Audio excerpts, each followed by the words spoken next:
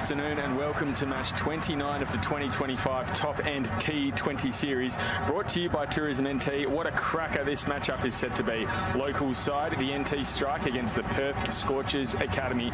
Both teams sitting on 3 wins and 2 losses. This is their last game in the minor round, and a win should secure top 4, with final standings going to rely on the net run rate. I'd like to start this broadcast by acknowledging the Larrakia people, the traditional owners of the land we are on today, and pay my respects to elders past, present and emerging. I'd also like to extend that respect to any Aboriginal and Torres Strait Islander people watching this broadcast. My name is Will Zwar, and with me today on the commentary hill here at Gardens Oval is Stu Davis. Great to be here with you, Stu. Yeah, welcome, Will. Really looking forward to this game. The premiership table, if that's what you want to call it, is fascinating at the moment. So we've got these two teams sitting 3rd and 4th, as you said, both with 3 wins and 2 losses. But if you look down the list, there's half a dozen teams in the same situation, with the Chicago Kingsmen out in front, undefeated after 5 games. So, yeah, crucial game as far as qualifying for the finals on Sunday are concerned. Earlier we had the bat flip, and the Scorchers, let's have a look at that here. 2 captains out there for today. It was the Scorchers who ended up with the win, and they have decided to have a field first. And we'll bring you the first innings shortly.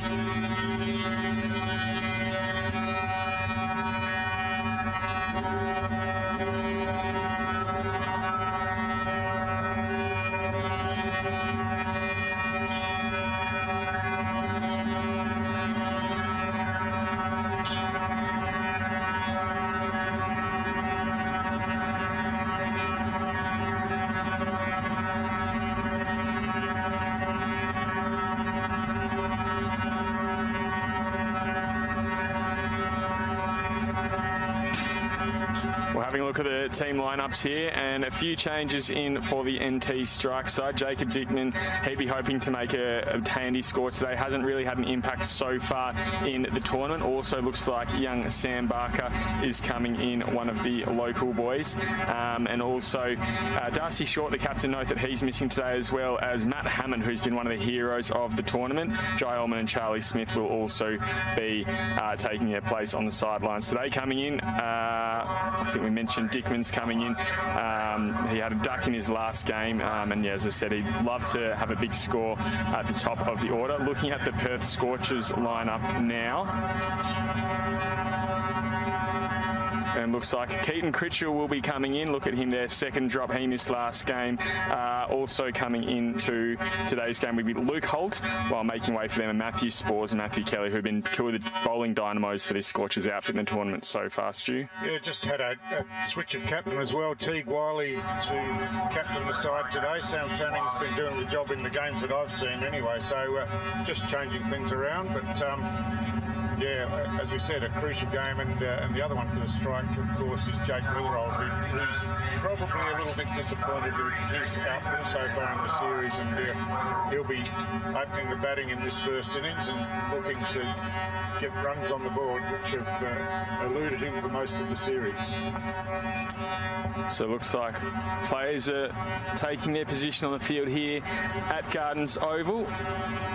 Can be windy from time to time, you'll notice, during the Aussie rules season up here. Usually it goes from, I guess, the beach. It goes across. It goes with the pitch, I guess, is the best way to describe the wind. So it'll be interesting to see if that has an impact on particularly the bowlers. But I'm sure they'll be looking to make the most of that. Are you looking to hit your studies for 6? Make the move to Australia's Northern Territory and start a world-class partnership where your potential can glide through boundaries and you can rack up runs in places you never imagined. Enjoy our laid-back lifestyle and help us build what's next. When this over is over, think about getting on a good wicket and consider studying in Australia's Northern Territory. Authorised by the Northern Territory Government, Darwin.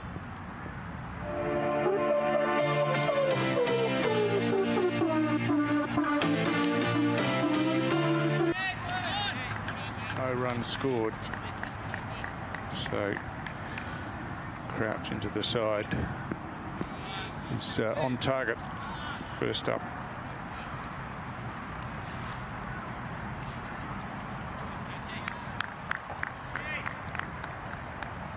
So Dickman and Weatherald opening the batting for NT strike.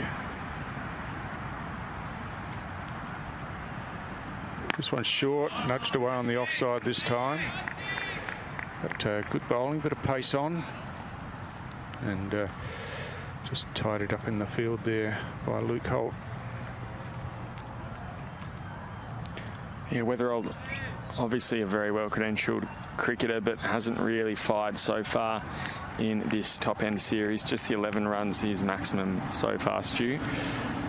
Yeah, of course, scored a big century in the Australia A games up here in Darwin a few weeks ago, so I'll be keen to get going. This one nudged away on the offside. Think about the single, but again, it's Holt coming in quickly and preventing any run. So pretty watchful start so far from Dickman. Just happy to lay bat on the first 3 balls without any aggression at all, but a good opening spell.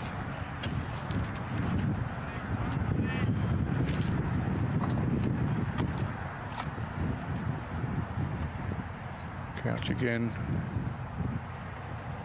This one down the leg side, diving away. Keeper got a glove to it, but that one's been called wide. So the first run of the innings is on the board. It's a leg side wide. And Couch will be required to bowl that one again.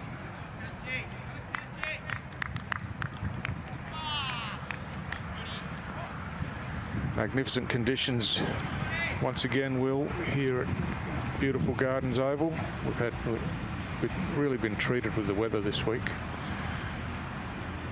Full driving this time straight to mid-off. There's plenty of power in that one, and it gets away from the fielder at mid-off, and they're able to get through for a single, but it was hit straight at the fielder with a lot of power. It just ricocheted away, and I think that's Nick Hobson out there. Looks like he's a bit worse for wear from it as well. Just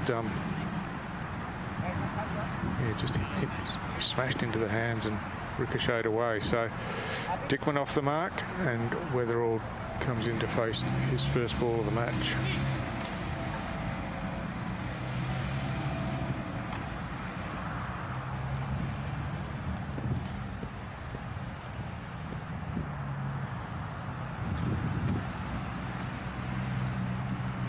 Short outside the off stump, cut away through the infield. It's going out towards the boundary. It's the shorter boundary on that side. It's going to be very close, just hauled in, and some good teamwork there to relay the throw back in. Teague Wiley, the captain, was the thrower, and Weatherald threw for 2 runs to get off the mark. Mentioned the weather, Stu. It's been almost the same every day, but today in Darwin, 32 degrees and a humidity of 36%. Beautiful dry season day in Darwin. Absolutely. Couldn't ask for better at this time of year in getting towards late August. It's been sensational, and I know the players have appreciated it, speaking to a few. Oh, that one's full on the block hole. Is a big shout for LBW, but umpire thought about it for a while and turned it back, and Weatherall will be pretty happy about that. So the end of the first over, and NT strike, no wicket for 4. Yeah, like many starts that we've seen in this top-end series, too bad. It's just happy to ease into it first up. Yeah, just see on the replay, they're just swinging perhaps down the leg side, I think. It was full, and probably Weatherall thinks that he should have cashed in on that.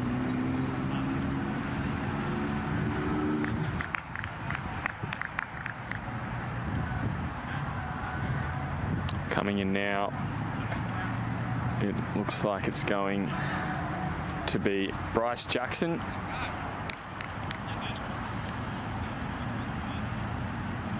Bowling from the casino end here, or the high school end.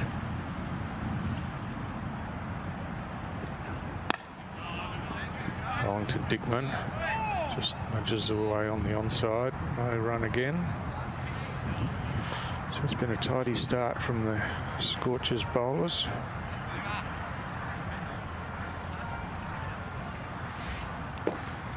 Jackson's best bowling figures so far, 3 for 45 in what was game 16. Game 12, the third game for the Scorchers against Bangladesh. 3 for 45 that day. Oh, it's gone high this time over the infield. No need to run for that. It's gone all the way over the fence. It's a magnificent strike from Jacob Dickman. Just picked that one up and followed through, and we know that he's a powerful hitter of the ball, and he got everything into that one. So the first time reaching the boundary, and it goes over for 6. Terrific shot. Plays cricket with the Darwin Eagles, but he plays Aussie rules with Waratah up here in one of the lower grades. But that was the Waratah clubhouse you saw on screen. He didn't quite get it on top of the roof there, but he'd love to try and get it on the roof, I think, there of his footy clubhouse. Take a look at that. Bang. Yep, fantastic. Picked it up from just outside the off stump. And, of course, just the 2 fielders out in the power play. Oh, he's tried again. This time got an edge over the slip area, and that one's going to race away to the boundary for 4. There is a third man, but they've got the third man in pretty wide, and that one's gone fine over the slip area and completely safe and rolling away to the boundary for 4. So just looking to accelerate the scoring here, and Dickman not holding back.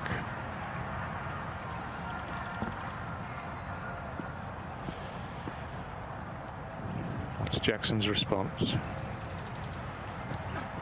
gone again. Oh, this time it's through the gloves of the keeper. It was fast outside the off stump. Dickman swung at it, got nothing on it, and just got away over the top of Joel Curtis's hands, got a hand to it and over the top. So through for a bye, and Jake Weatherald on strike.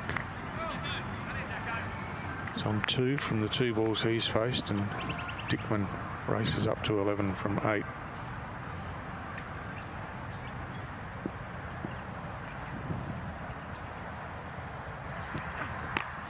Full and pushed away on the offside.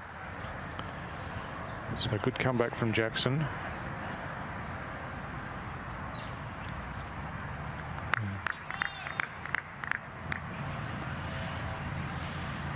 Weatherald, of course, has just faced the 3 balls, so still getting himself used to the conditions.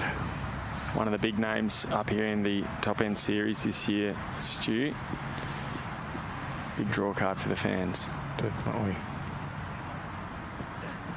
Swings through this one, a cover drive, perfectly played, and that's rocketed to the boundary, just past the outstretched hand of the fielder at cover point there, and Weatherald really wound up that time and smashed it away through the offside. So a productive over for the NT strike, with 14 runs coming off the bat plus the bye, so that's really rocketed their run rate. And after 2 overs, the NT strike no wicket for 19. And shots like that are exactly why he's got the reputation he does, Jake Weatherald. He can hit them big when he gets onto them. Again, these 2 opening batsmen haven't really fired in this tournament so far, so they get the opportunity to do so together here in match 29 at Gardens Oval. Could be the last game, or do you think it's going to be the last game in the series for one of these sides? Those strike boys will be putting in a case for why they should be selected next week. Short, skied away. That's going to go for 6 as well. Over the fence onto the hill. That's the shorter boundary there, but beautifully played by Dickman, just on the leg stump, picked it up and sent it sailing over the boundary and over the fence. So he's really got his skates on now, Jacob Dickman. Yeah, that was a beautiful stroke there. Just seemed to push it through with ease. Just a little flick of the wrists there, and easy as you like, over the fence.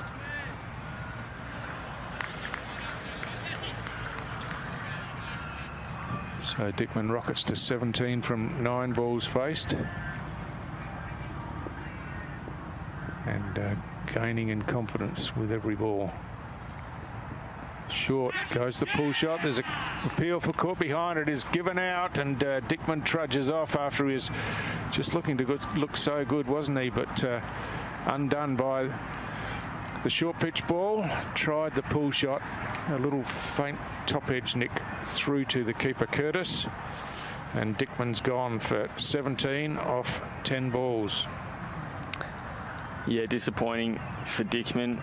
Would have loved to have get a handy knock on, given he sort of failed to fire so far in this tournament. He started so promising and so well, and I think still displayed some pretty handy strokes there. A couple of boundaries in that innings already.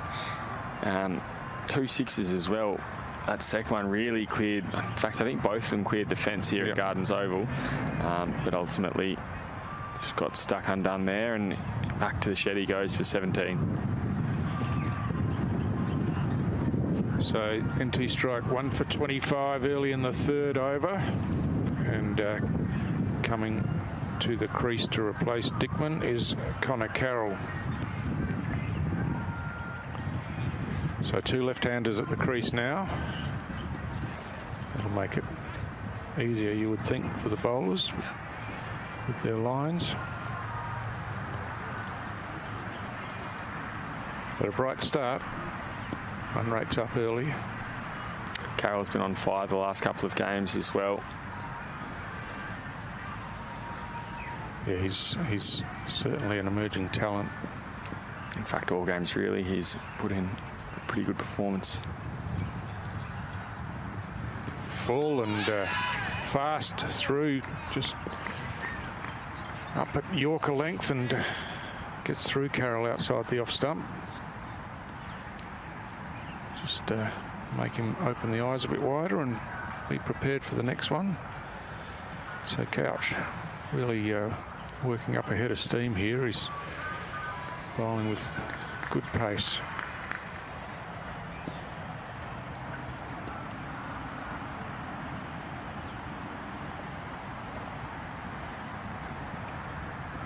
This one's short, poking outside the off stump, and Carroll just indicating to Weatherall's batting partner that one's moved away from him.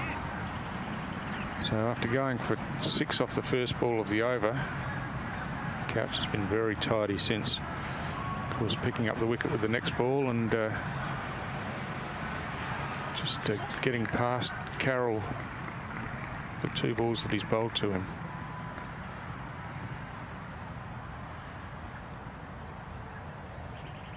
Oh, an edge this time. It's going to be caught. It is.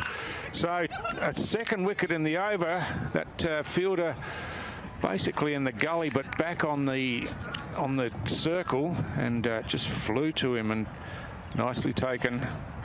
It's Baxter Holt that took the catch there, and Carroll's first real failure for the series so far. But you can see there again that one just angling across, and the catch nicely taken, and NT strike lose their 2nd wicket in the 3rd over. Yeah, might have given him a pump up a little bit too early. Went for naught there, as you said, Stu. His only blemish really for the competition. Otherwise, scores of 55, 43, 34, 18 and 10. It's a handy knock when you add them all up, and could be looking for potentially team of the series consideration, you'd think. But he'd be very disappointed with that effort there in what could be their final outing as well. Remember, there's probably only room in the final 4 for one of these sides today. I think with 2 wickets down relatively early, Stu, we're about to see just how much these sides are looking to develop their squads and I guess build some cohesion in the team in the top end series, or if they're going for the money and going for the trophy. Yeah, that's right. Interesting that Darcy Short not in the side today, of course, and I think it's a definite that the loser of this game is out of contention with the logjam underneath them for looking for positions in that top 4. Of course, 11 teams and only 4 of them will play finals. Short, Silk nudges it away on the offside, and Jordan Silk, the captain today, and obviously a very experienced player. But that's the end of the over. A terrific over from Couch. Went for the 6 off the first ball, and after that 2 wickets and no further runs. So after his 2 overs, he has the figures of 2 for 10, and the NT striker 2 for 25 at the end of the 3rd over. So far, Brody Couch, efforts of 2 for 38 and 1 for 20. And then on Wednesday against the Melbourne Stars, went 0 for 33. But this is a very good start for him so far. 2 for 10 halfway through his allotted overs. We're going to see spin for the first time here. Corey Rocchiccioli coming on to bowl in the last over of the power play. So only has the 2 players out, and bowling to the left-handers. Their leg side is the short boundary here at Gardens Oval today. So an interesting move. I'm sure he'll be trying to fire him in outside the off stump. There's a fielder at deep square leg on the rope and one at long off. Good start, just nudged away on the offside by Weatherall. No run.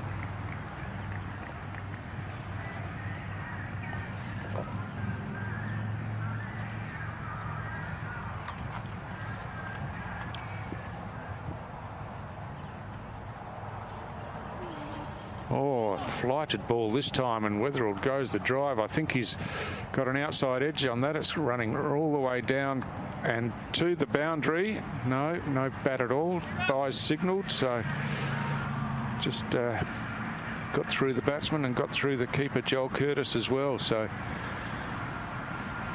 nicely flighted delivery and beats Weatherall. But they pick up 4 runs for it. He's had an interesting innings, Rocchiccioli, taking a wicket in every game so far. Weatherall backing away this time, trying to cut through the offside. Again, no contact made. It's an interesting bouncy approach to the bowling crease that Rocchiccioli has. Usually he's been able to take some pretty important wickets as well. Knocked off Melbourne Stars captain Sam Harper. Well, this one's swung away over the leg side. Won't have to worry about the fielders there. That's easily cleared the rope and the fence and into the trees here. And I think that's hitting the tree has saved it going over the perimeter fence as well. So a nice strike from Weatherall, and finally gets one in the middle of this over and sails over the boundary for 6.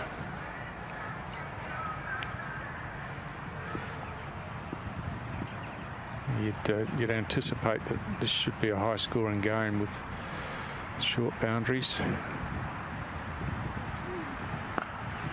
This time Weatherall off the back foot, nudges it down to mid-on. No run taken. Yeah, these beautiful trees lining Gardens Oval here really do provide an extra bit of protection, almost like in backyard cricket. Stop it going over the fence. Faster ball, and Weatherall just pats it back to the bowler. So just the 6 runs off the bat, but of course there were the 4 byes as well, and the strike at the end of the power play, 2 for 35. So now the Scorchers the opportunity to push 3 more fielders outside of the inner circle, and that means that we're going to see some more spin, and it'll be Luke Holt coming on to bowl his first over, and he will be bowling to Jordan Silk, the NT strike captain. Yeah, 2 really tight overs in that power play and 2 somewhat expensive ones. 2 for 35 is relatively mainstream for what we've seen so far in the tournament here. Short. Silk off the back foot, just knocks it down to long on. I think he was probably trying to get that one a bit squarer, but got onto him a bit quicker than he anticipated. So Silk off the mark from his second ball faced, and now Weatherald on strike. So I think from the numbers you said before, Will, that this is his highest score of the series. Yeah, it would be. Prior to this, just 11. Goes the sweep. Big shout for LBW. And once again, umpire Mohammed Qureshi unmoved. Interesting to see 2 of their big hitting batsmen have already scored their biggest score for the series so far, but 2 for 36 isn't pretty reading if you're an NT strike fan. Oh, again, just backing away, trying to dab that down, and beaten for pace, really. So Weatherall's played a couple of really nice shots, but in between, just seems to be struggling a bit.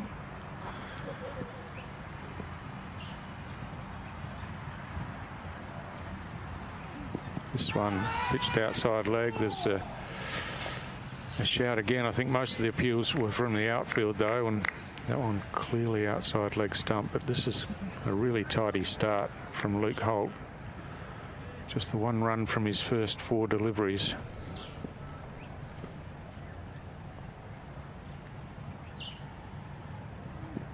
This one short, bit of bounce. Weatherald cuts it away, and that fielder on the boundary out there was only about 10 metres from where the ball crossed the boundary line and had no chance of saving it. So this time Weatherald successful in just making a bit of room for himself and cutting away. There was plenty of protection out there on the offside as well. There's 2 players behind point inside the circle, and a player deep on the point boundary, and he timed it beautifully to get it to the boundary. This time Fallon's bowled him.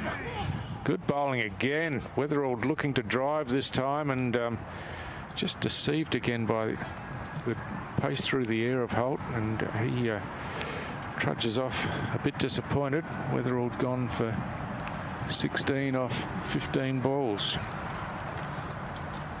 Suddenly 3 for 40, and this NT strike side, well, they've still got some firepower to come, but they're losing wickets a lot quicker than they would like.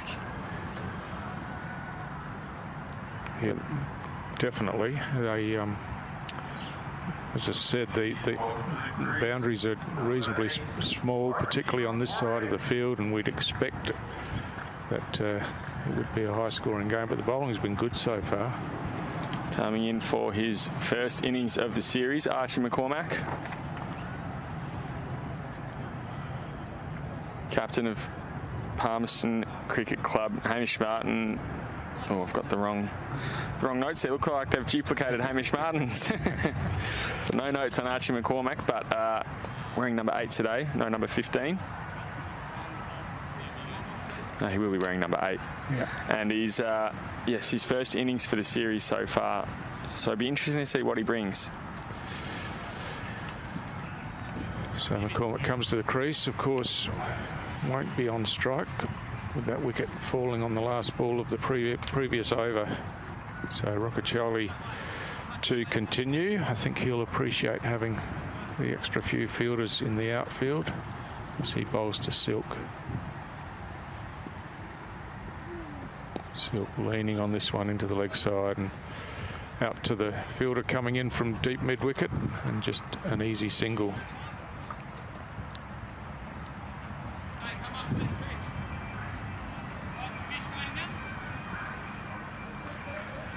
So that brings McCormack on strike for the first time.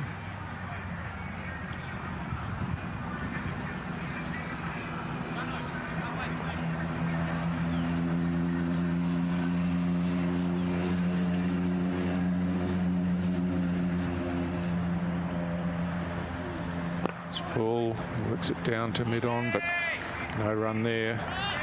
Interesting that the Scorchers opting to go with 5 inside the circle and just 4 out for McCormick.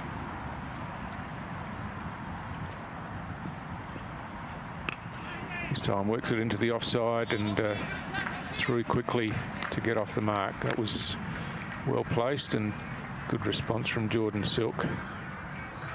And they're through for the single. So, of course, the Silk, the right-hander, on strike now. The field changes and the extra player goes outside of the inner circle. Silk again works it on the onside. Content to take just the one from the outset.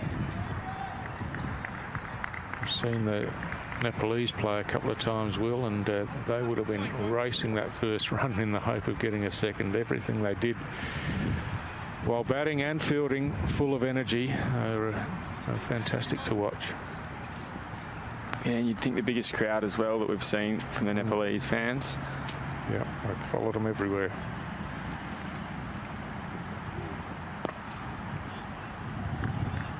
So McCormick on strike. Just a bit of an inside edge down at his feet. So another good over from Roccaccioli.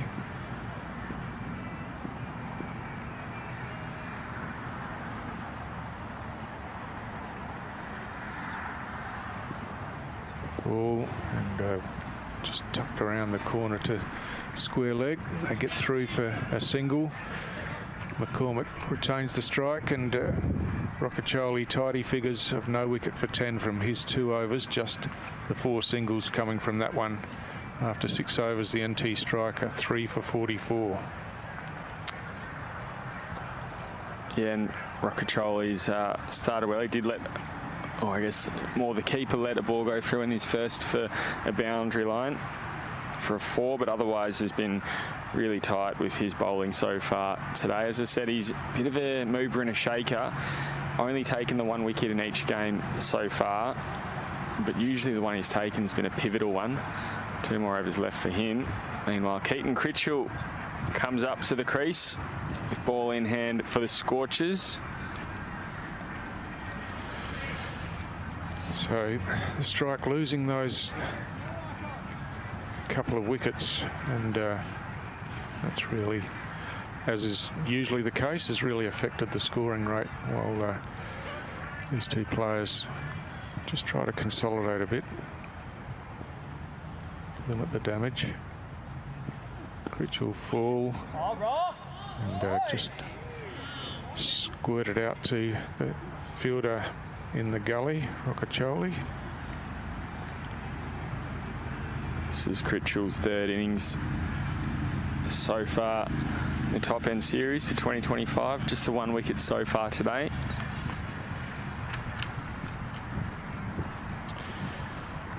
Yeah, and all-rounder, bats near the top of the order as well. So this one gets through McCormick outside the off stump. Bit of pace on again. Didn't bounce particularly high. I walked out past the pitch this morning. This is the same one that was used yesterday. And the groundsman was rolling another one a couple of pitches over on the square, which obviously will be in play tomorrow. This one down the leg side. McCormick trying to swing away, got no contact, but it didn't matter because it's past the keeper, so it's wide and an extra 4 with the ball reaching the boundary as well. So 5 sundries added to the score, and that'll help the strike cause.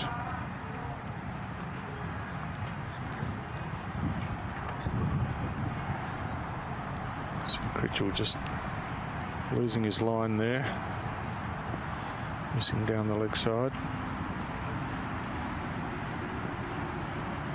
This one is squirted away past the keeper down to 3rd man. Thought about the second run. Probably should have been able to put enough pressure on to get one there, but Good piece of fielding by Bryce Jackson, and just the single. Just overcorrected a little bit too much there. Lucky to get away with just a single. At first I thought it could be going for another boundary. Yeah.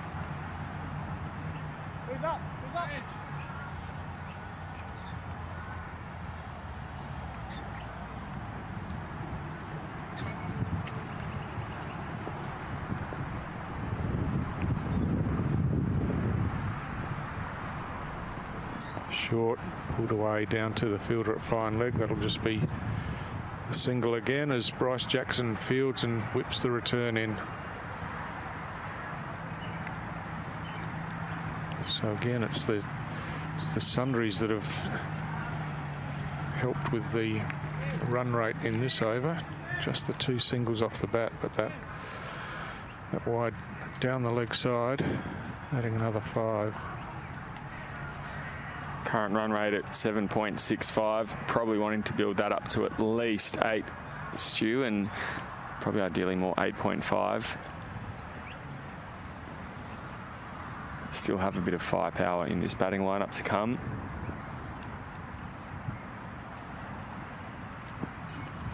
This one beats McCormick outside the off stump. Trying to drive. Some good pace again from Critchell.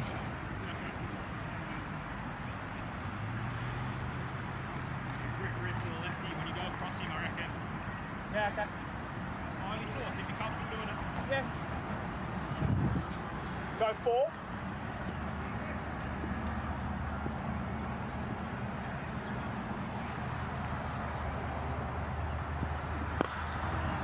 This one pushed back to the bowler to finish the over. So again, a tidy over. The 50 coming up for NT Strike in that over, and after 7 overs, their score at 3 for 51 with a run rate just over 7 and over. Speaking of batsmen who have scored, I guess, their highest total for the competition today, Stu, the NT Strike would absolutely love Jordan Silk to get his highest score for the tournament so far. It'd add at least 49. His top score of 48 on Tuesday against Bangladesh off 41 balls wasn't quite enough to bring victory, but a very good knock nonetheless. Yeah, the Strike won their first 3 games and have lost their last 2, so they'll be keen to get back on the winners list and give themselves a shot at playing finals. Short, pushed away on the offside. They're through quickly for the single, and McCormick gets there relatively comfortably in the end. Good running. And Silk happy to just rotate the strike at the moment and build his innings. McCormack a little bit slow getting off the mark. 3 off 9 is his first innings, possibly his last innings for the tournament. So probably just want to establish himself a little bit more than most of the other batsmen. Yeah, just trying to pick up the pace of the game at the moment.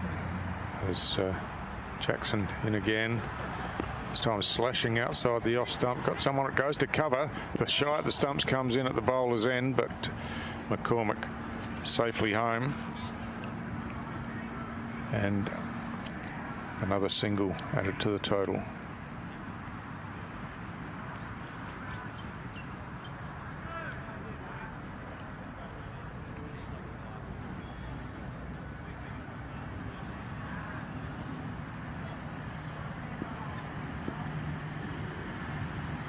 Silk back on strike. This time leaning into the drive down the ground, but just satisfied with a jog through single. Very easy single there. Got to the fielder at long on quickly, so never a chance of a second.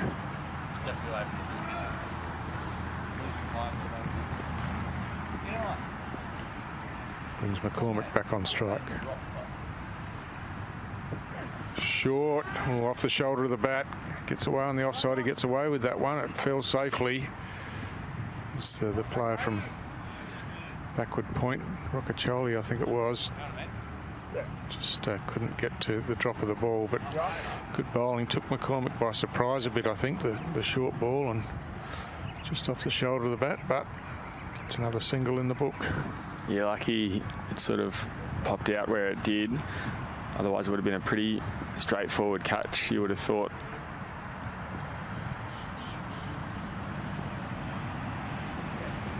This time on the leg stump, Silk trying to work it around the corner. Just got a bit of a leading edge on that one, and so no run.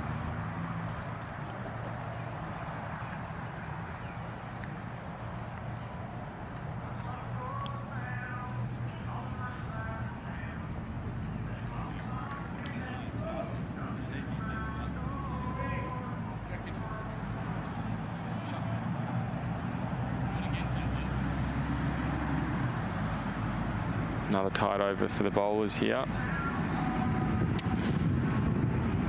Yeah, Jackson, after going for 14 in his first over, just 4 off the 5 balls so far. This one on the leg side, and this time Silk does work it around backward of square, but again it gets to the fielder coming off the boundary very quickly, and just a single. So a tidy over from Jackson, 5 singles conceded. And the strike 3 for 56 after 8 overs. That run rate exactly 7 and over now. So the run rate probably not going in the direction that they would be hoping right now. No, they would need to be posting a little bit more than 7 at the moment. The Scorchers would be pretty content with the wickets they've taken so far and just how much they're restricting them. Since that power play, they've had just 2 boundaries, Stu.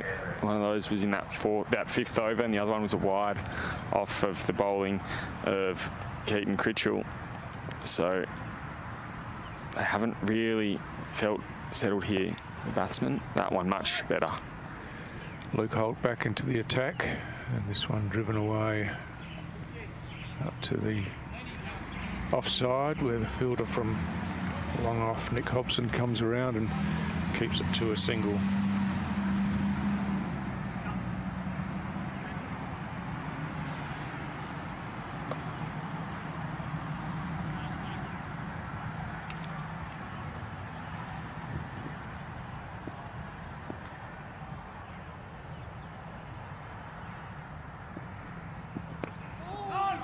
McCormick just works it off the front foot to the fielder at backward point. No run.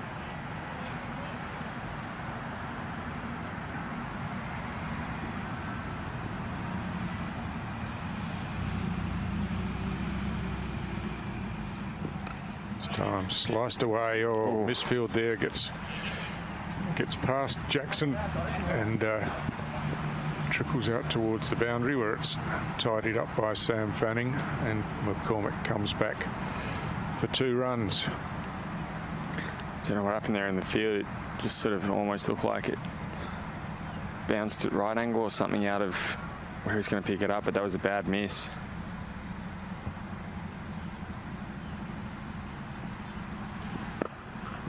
This time McCormick off the back foot, hits it down to all the way along the ground to the fielder at long on, and again just a jog through single, and Jordan Silk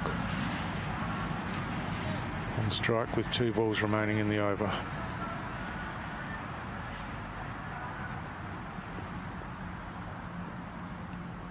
Short, pulled away, but straight to the fielder this time. Silk will be disappointed that he couldn't do more with that. There's a couple of fielders in the deep either side of square leg, but really that was a short ball that was there for the taking.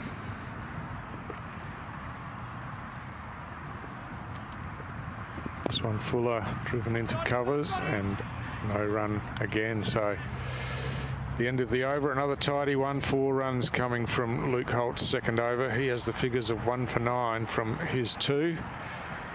And NT strike 3 for 60 after 9 overs. Yeah, you'd think the two batters at the moment, Silk and McCormick, will have to really start firing up, because the way they're tracking at the moment, probably looking at about just over 120, 3 for 60 after 9 overs. They need to be doing a little bit better than that. They still have 2 of the power surge overs to come after the 10th. It'd be interesting to see when they take them. You feel like they maybe need a little bit of a pep in their step. I wonder if they'll take them sooner rather than later, Stu. Yeah, the tactics on that are interesting, aren't they? The teams tend not to take them too early.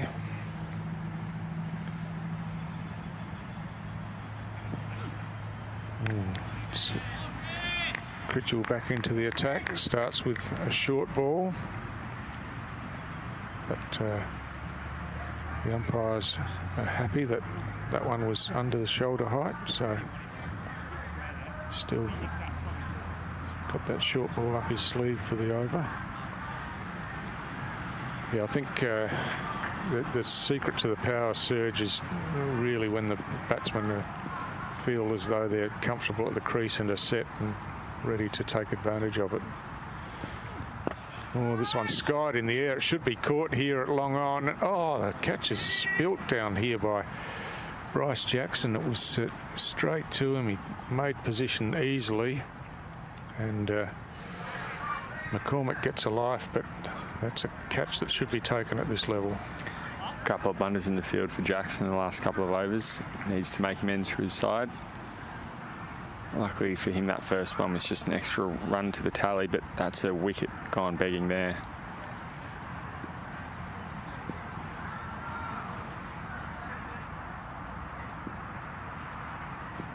Slow ball this time. Silk waits on that, pushes it into the leg side, and they're through for a pretty easy single, and brings McCormick back on strike. Both batsmen on 9 now. Strikers NT strike 3 for 62 in the 10th over.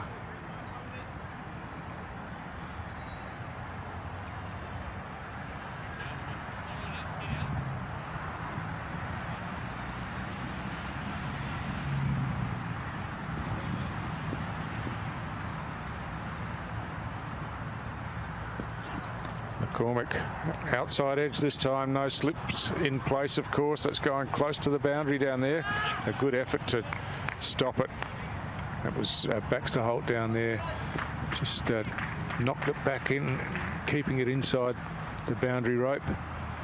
And the batsmen come back for a 3rd run, so McCormick now advances to 12 from 18 balls. And Jordan Silk back on strike to face Keaton Critchell. Didn't think we'd see too many threes today, Stu, but there's one there. It's full this time, driven into the offside. That's a good piece of fielding. And it's Roccaccioli in the covers there, diving across, saving it in his right hand.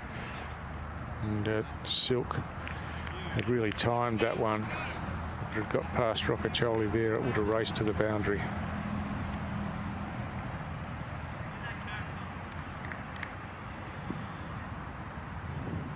So the last ball of Critchell's over. Slow ball this time, and Silk just deceived a little bit there. Got an inside edge and trickled along the ground to the keeper. So a dot ball to finish the over. Critchell's figures none for 12 from his 2 overs. And at the halfway mark of the innings, it's the NT strike 3 for 65. Silk just 9 off 15 at this stage, and it's been an interesting first half to their innings. At the moment, they'd be looking to post 130. You probably want to be getting up to about 160 to find a score that's defendable, Stu. They need to try and pick up the run rate here, but they just haven't quite looked sort of settled in at the crease at all today. Maybe just before the wickets of Dickman and Carroll, but since then it's been pretty nervy. This one short. It's gone back over the bowler's head. Not sure that's the direction that he was intending to hit at McCormick, but he'll take the 2 runs on offer. And Luke Holt bowling his 3rd over.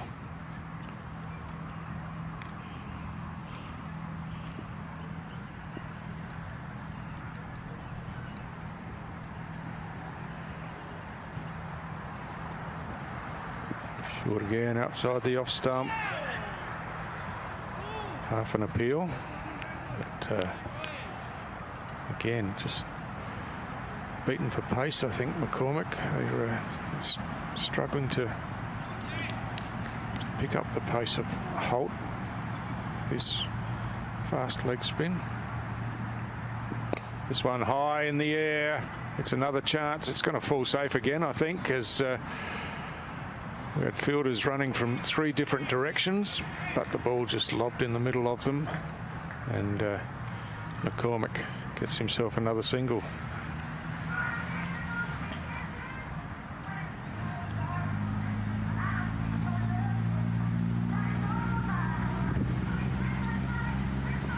Brings Silk on strike.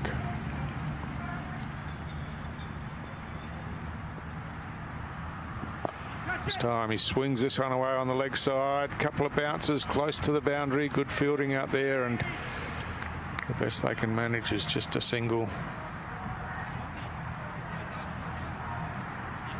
Feel that it's just about time for Silk to try to start to take control of this innings.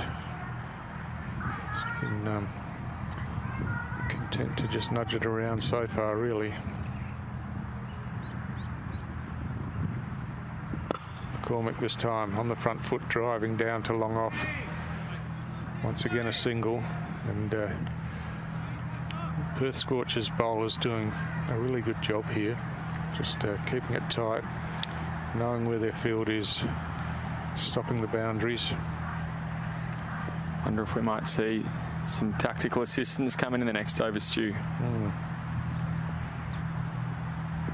Well, this time Silk's got a piece of that one. It clears the boundary on the leg side, over on the Gardens Road side of the ground, and Silk gets one away for a boundary 6 to end the over, and that means that 11 runs were taken from Holt's 3rd over. Both batsmen on 16 as NT Strike advanced to 3 for 76 from 11 overs. It's their first time they've gone into double figures in an over since the power play.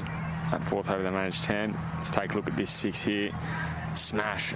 Oh, he looks ready to roll, I think. Oh, no, it doesn't look like it's been activated yet, power play, but I don't think we'll be waiting too much longer, Stu. Charlie back into the attack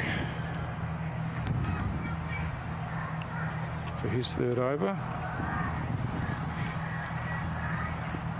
McCormick on strike. Swings away, and this one's through him and bowled him. McCormick trying to hit it away through the leg side. Looks like he just took his eye off the ball then, and Rocket Charlie pushing that one through a bit quicker and gets through and hits the stump. So McCormick goes. He goes for 16 off 22 balls faced. And this NT Strike fall to 4 for 76. Just look at the replay here. And just under the bat as he tried to pull it away, push through faster. Good piece of bowling. And another important wicket for Rockacholi. As I was saying earlier, most of the wickets he's gotten in this series, well, only 1 per innings. They've come at pretty poignant times, and that one was just as McCormick and Silk were starting to look really comfortable. A little bit back to the drawing board now, because Silk would want to get Elder established before he pulls the trigger on that power play, and Rockacholi potentially has just stubbed the flow there a little bit. Sam Elder now coming out to the crease.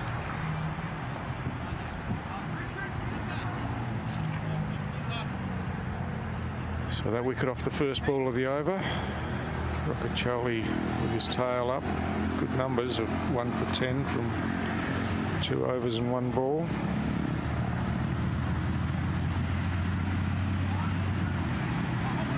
Elder's top score 9 so far. This is 4th game. He's featured in 3 others. The last 3 ACT Comets, he managed 9 runs, 3 against Bangladesh, a golden duck against the US Kingsmen yesterday here at Gardens Oval. This one, pace off, flighted, well bowled to the new batsman. And just nudged away, no runs scored. So Rocacholi to Elder again.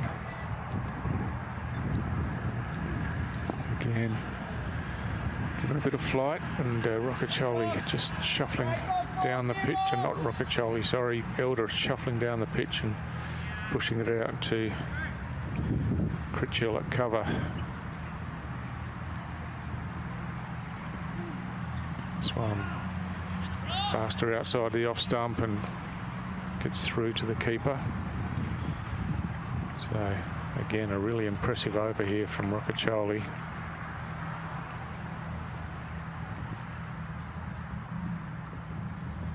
This one on the leg side, leg stump, and just pushed to the fielder at short mid wicket. And again, no runs. So 5 deliveries gone, 1 wicket, no runs from the over. Elder again, just hurried and pushes it to mid-wicket. So a maiden over from Rocacholi in his 3rd over. That's a terrific performance, a wicket maiden. And that run rate for strike just slowing again. 4 for 76 from 12 overs. Magnificent over there from Corey Rocacholi. And yeah, he's completely slowed up any momentum that NT strike were building there. Sam Elder just easing into it a little bit there as well. He knows that they're probably at a bit of a tense time in their innings. Tracy Village product, Sam Elder, in the local competition. Promising young batsman and spinner as well, so expect to see him a little bit later in the day too. Critchell back into the attack. It's full to Silk. Didn't really time that one. Gets it away through the leg side where there's no fielders inside the circle in front of square. So an easy single once again, and brings Elder back on strike. But yeah, you would think a score of at least 140 would be required to put any sort of pressure on the Scorchers.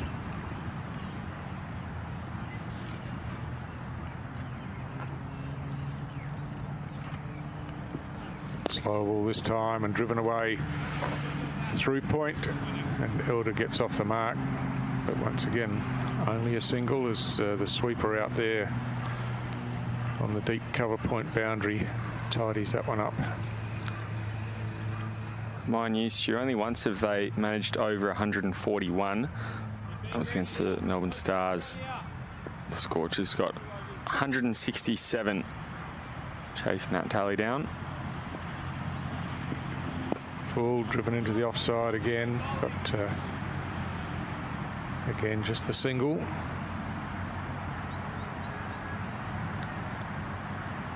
Good work from Critchell. He'd be happy to be going at just a run of ball at this stage of the innings.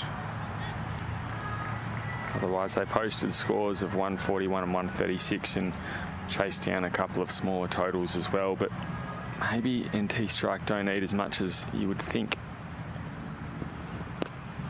This time driven into the offside, gets past the infielder, and Elder was keen to come back for the second for a moment, but again, good coverage from the outfield to keep it to a single.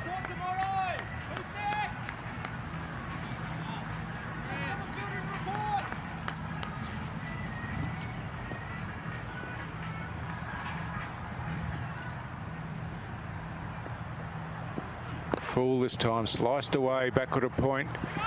Run the first one hard. He's coming back for the second now. The throw comes in. It could be close, but Silk was there, and a bit more urgency in the running there. That's probably been missing in the innings to date. I think they've missed a few opportunities to turn ones into twos, but that time Silk ran the first one hard and back quickly for the second. And I think previously that's where the Scorchers have really dominated. It's been the running between wickets where they've been well. Oh, just steps across to the offside and whacks it away on the leg side in between a couple of fielders out there. So a good finish to the over from Silk, and NT strike with a 2 and a 4 off the last 2 balls. So Critchell, after his third over, has the figures of none for 22, and the NT strike 4 for 86 after 13. Just look at the replay here, and just whisked away in the gap on the leg side. So a nice boundary to Silk to finish the over. And just mentioning the running between wickets where Perth has been so good is probably somewhere where NT strike, well, they don't need to light the world on fire, but they just want to make sure they are squeezing every last run out, because when the tables are turned and it's the Scorchers running between the wickets, they will be doing exactly that. So Luke Holt coming in for his 4th over, the first time that he's bowled from this high school end. So see how he can adjust. Bowling to Elder. Elder driving into the offside, but not really timing that, and Rocacholi comes across from cover to cut that one off pretty easily.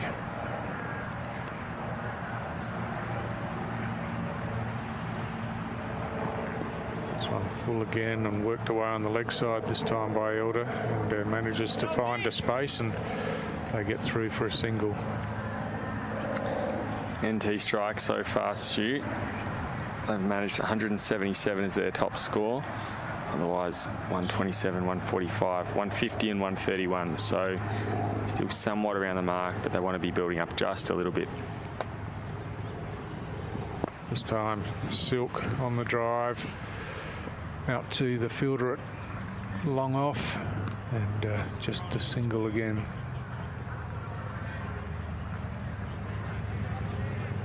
So Silk moves to 25 from 22, set himself a foundation that you would think he can accelerate from. Short, tried to pull away, but was a faster one and threw quickly onto the body of Elder.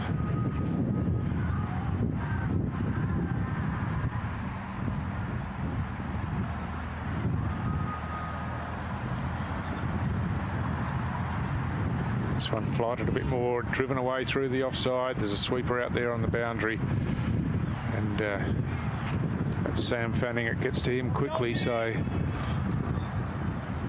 no chance to score more than the single there. And this will be the last ball of Luke Holt's spell. Tidy figures of 1 for 23 so far, bowling to Silk.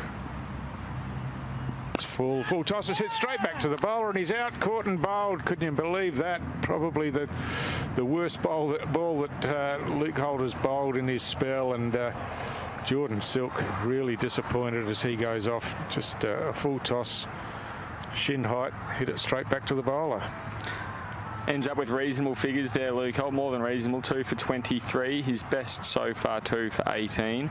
These his second best figures in 4 games. And let's just take a look at this again. As you said, Stu, not the best ball by any means at all, but he's just popped it straight back to himself and caught and bowled Luke Holt. There goes Jordan Silk, who you thought he's probably the danger man. In now will come Tom Andrews.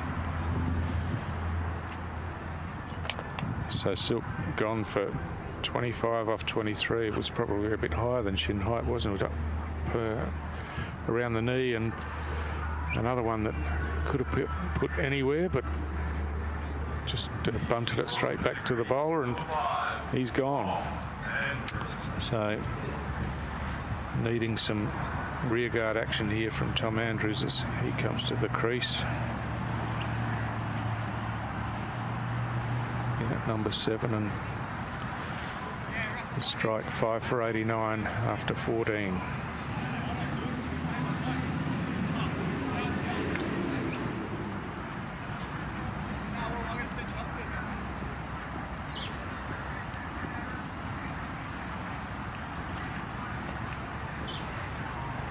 So pace back into the attack. Brody Couch coming back. Oh, 2 overs from that City end to start this innings. And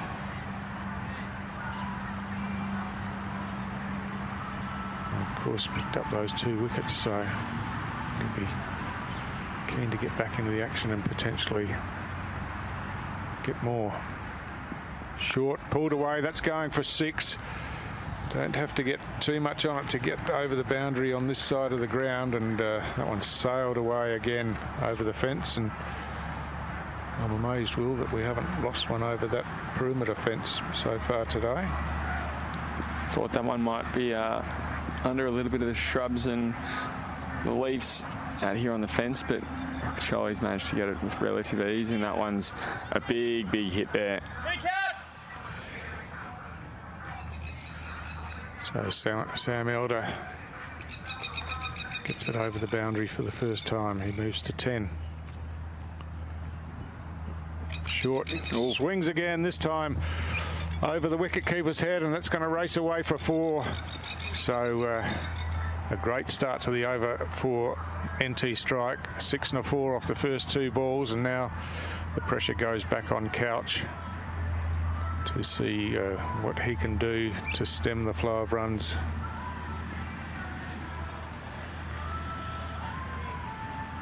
Yeah, they've held them really well so far, the Perth Scorchers. They wouldn't want to undo all their hard work in 1 or 2 overs.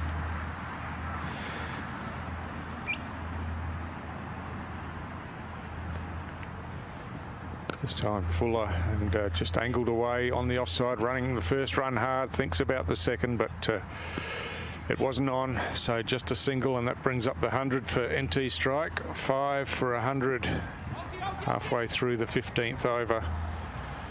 So good work from Sam Elder. Takes his score to 15 from 14 balls, and just looking to accelerate that run rate. Tom Andrews on strike for the first time.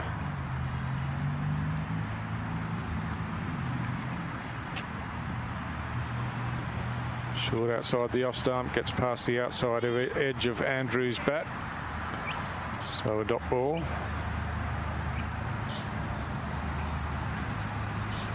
Tom Andrews, of course,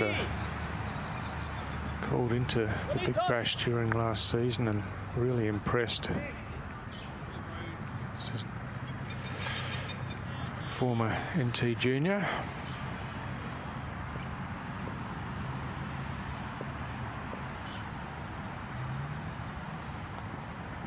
Again slashing outside the off stump, and again no bat on ball, and through to Joel Curtis, the wicket keeper. Good recovery from Couch here.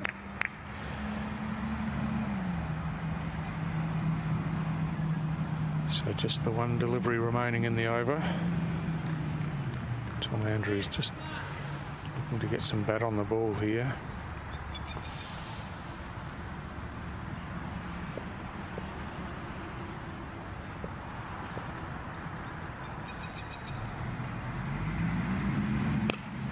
Does get bat on the ball, just knocks it away on the offside, and they're quickly through for a single to complete the over. So after 10 runs came from the first 2 balls of the over, the Couch just concedes another 2 in the remaining 4 balls. Couch's figures after 3 overs, 2 for 22, and the strike 5 for 101 from 15 overs. Yeah, pretty good from Couch there to recover, conceding 10. Oh, and it looks like this power play is going to be taken now. Umpire's just done his little disco move in the middle.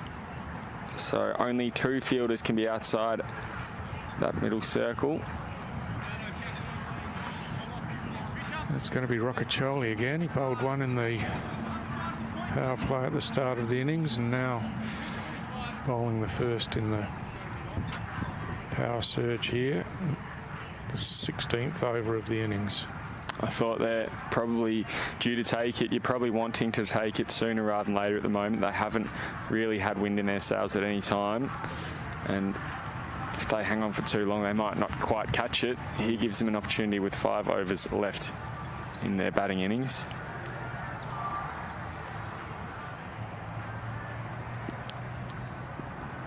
Roccaccioli to Andrews.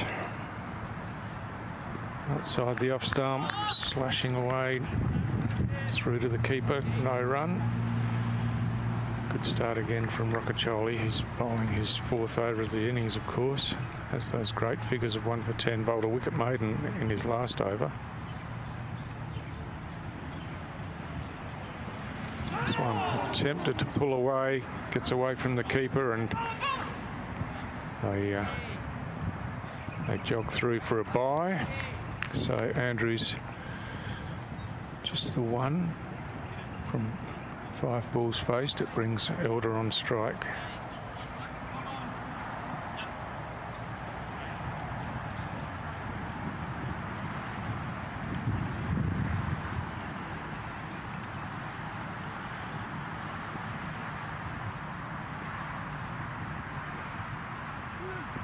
Elder swings at this one out through the leg side, but has picked out one of the 2 fielders in the deep, both of them on the leg side for Elder, and just a single.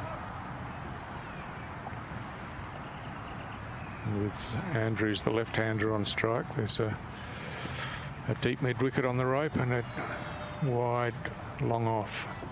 This time Andrews driving down the ground, gets it past the infield. That fielder from deep long off comes around, chops it off, and Elder comes back to the non-striker's end for a second run. So Andrews got a better piece of that one, but still not able to find the boundary.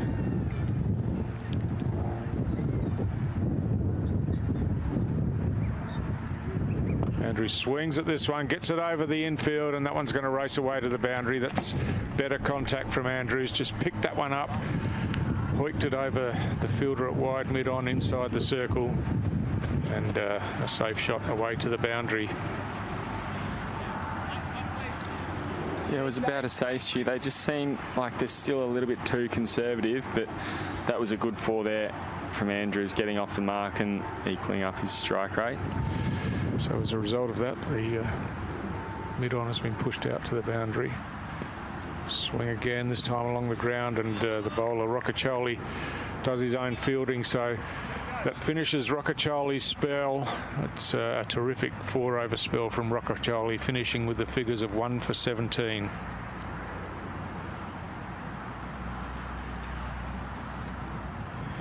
Five for 109. With 4 overs left, the first of their power surge here. They've managed 8 runs. You'd be happy with that if you're the Scorchers bowling outfit. And Corey Roccaccioli, 17 runs off his 4 overs and a wicket, another important one at that. He's been in really good form this top-end series. Yeah, and those numbers, like 2 of his overs were in the power play and the power surge when he only had the 2 fielders in the outfield. So that's terrific figures for a spinner under those circumstances. So Jackson back into the attack to bowl the second of the power surge overs.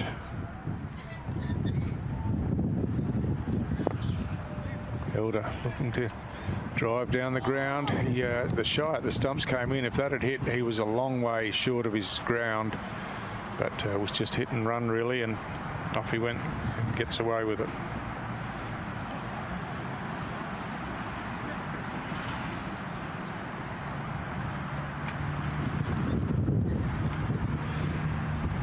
So that brings Andrews back on strike.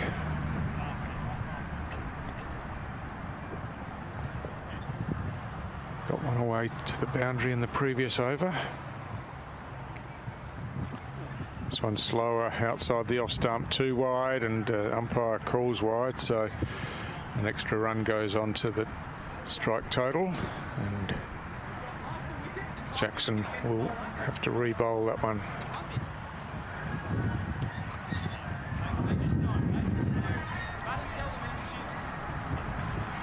It is pretty breezy here, and Jackson probably pushing up into the breeze.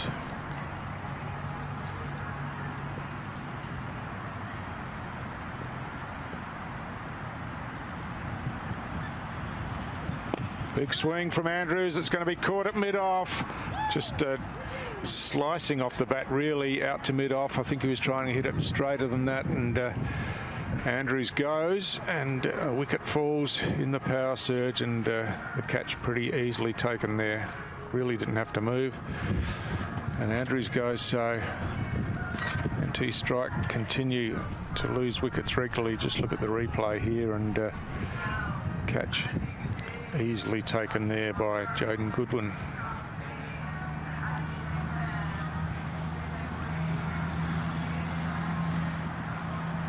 And Bryce Jackson now moves up 1 for 21. He's got an over and a half left, which he can bowl.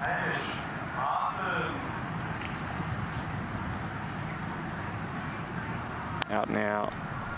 Looks like it will be Cadell McMahon, the keeper for this outfit today.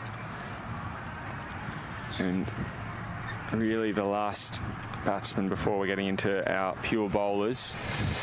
Yeah, Hamish Martin to come next, and he had a good innings out at Fred's Pass on Sunday, where he helped the strike get over the line, chasing a relatively small total. But today it's the strike batting first and having to set the target, and just that steady loss of wickets throughout.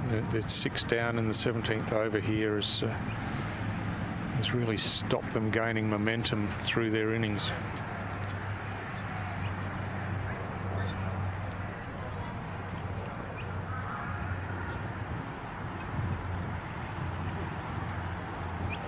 Full down the leg side, bit of a shout, but the umpire signalling wide, so clearly no contact on that one.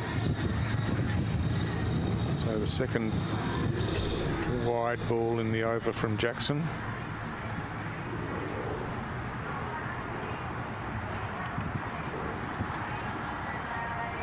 Well, this is Martin into bat now, so the order's been changed here, hasn't it? Obviously.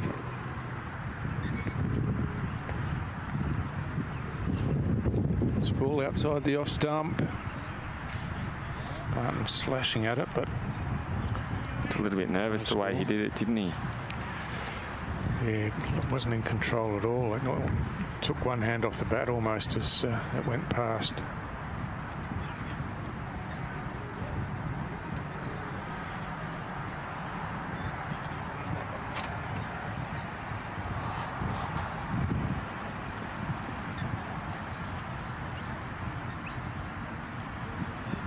Small adjustment in the field, so Martin sets himself again.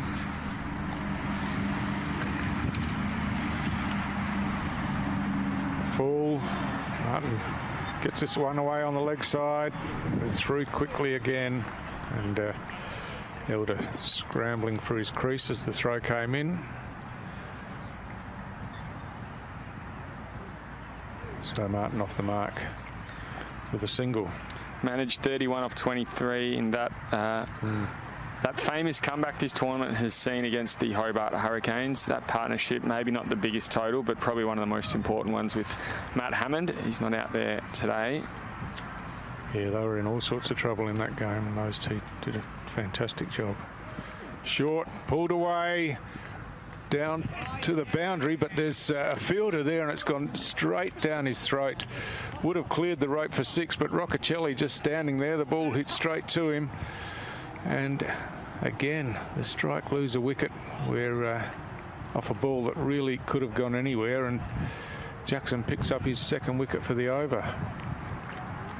And NT strike in all sorts. Was just thinking they've whipped up to 113. Maybe they can put on a decent total.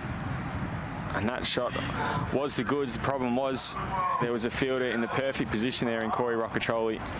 The only one in the outfield on the leg side, and he picked him out.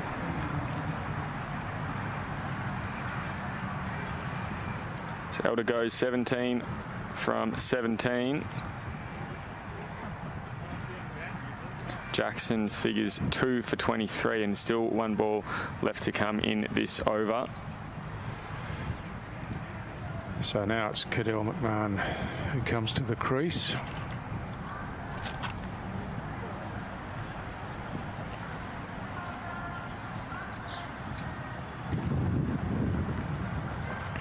McMahon's top score so far, 12 off 12 in that first innings, or that first game against Nepal. It's full and pushed up to mid-on. No runs scored, so the end of the over, an over that realised 2 wickets for the Scorchers. Also a couple of wides and a couple of singles, so pretty good over from Jackson, and his figures go to 2 for 23 from his 3 overs.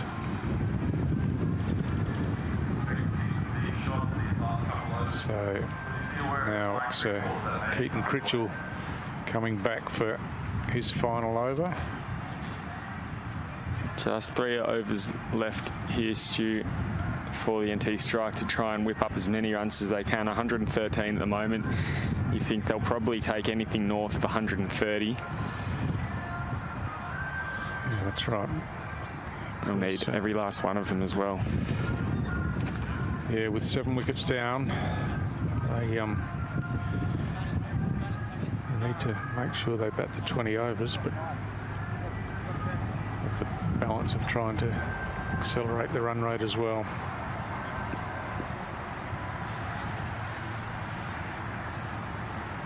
Critchell to Martin. Short, pulled away. That's going for 6. This one is going outside of the ground for sure. He's got a terrific piece of that. And I don't think there's any passing pedestrians to help us out there. So the box of balls might be coming out, I'd suggest. Oh, there is someone out there. So it's being chased across Gardens Road there. You can see some cars coming past.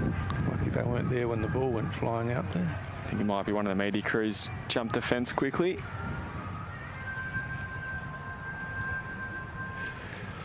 So a great start to the over. Look at the... That's not the one. That's the wicket ball. It went straight down the throat of Roccatroli. And Hamish Martin cleared the boundary by a long way that time. He's been hitting them well. Martin might make a batter out of him yet, known for his spin up here in at the top end. But he's performed better than a few of their regulation batsmen in this top end series so far. And that's 6. He got every bit of that, didn't he? Yeah, he certainly did. And, you know, I think it's probably fair to say that the strike would be a bit disappointed with how their top end batsmen have scored in the tournament. They haven't really hit many great totals and left a bit to the tail to do. This time full, and he chips it away on the onside. This one's going to be chopped off, but they come back for a second as it's fielded by Sam Fanning. So good start to the over for Martin and the strike. Total nudges up to 121.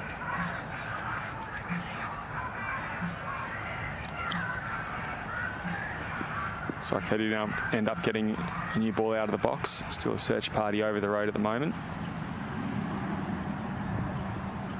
Swings away again. This time it could go down the throat of the fielder. He's taken the catch, but falling over the boundary and threw it back in. They come back for 2 runs, and I think he got rid of the ball before he touched the ground on the other side of the boundary there. So the game goes on. 2 runs scored. Terrific effort down there. Magnificent bit of fielding there. See if we can grab it up on the replay, but that was best fielding you've probably seen all tournament.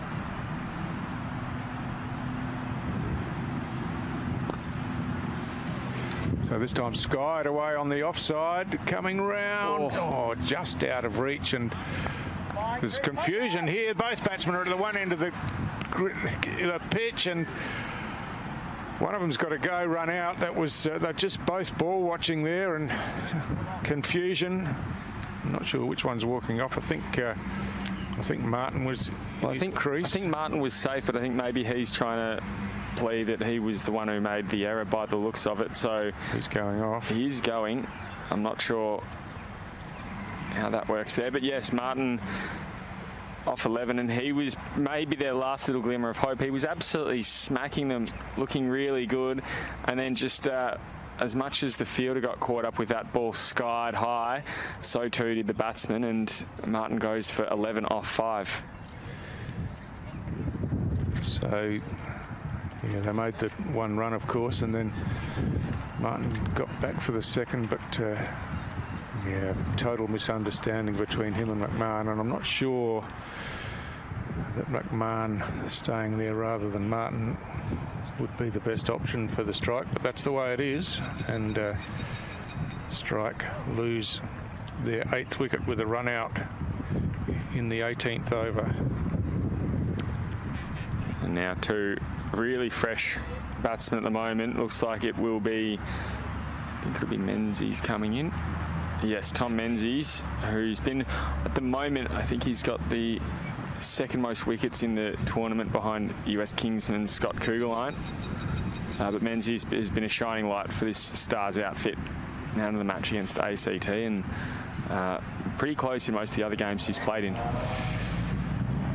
got a bit of a job to do with the bat here, but it's McMahon on strike, and he whips it away on the leg side, but good fielding keeps it to a single.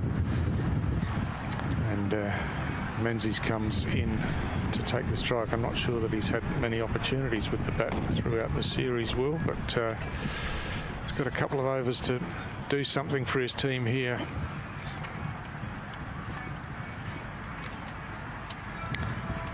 Hasn't had a bat. This is his first time with bat in hand for the tournament. This time, yeah, off the bat, squirts it out to square leg and off the mark, first ball faced. So that completes Critchell's spell. No wicket for 35 from his 4 overs, and NT Strike 8 for 126 with 2 overs remaining.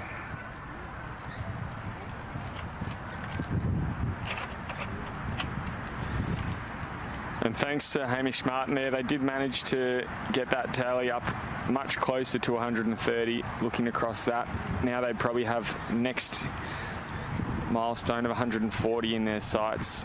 2 overs left, and they should do that, you'd think, pretty easily, maybe close to 145. The problem is, though, they don't really have any specialist batsmen in, and the 2 blokes there at the crease have faced just 3 balls between them for 2 runs. Yeah, exactly right. It's a big ask to come in and accelerate the scoring, and it's going to be Brodie Couch coming into bowl his 4th over, and Couch not an easy bowler to get away either.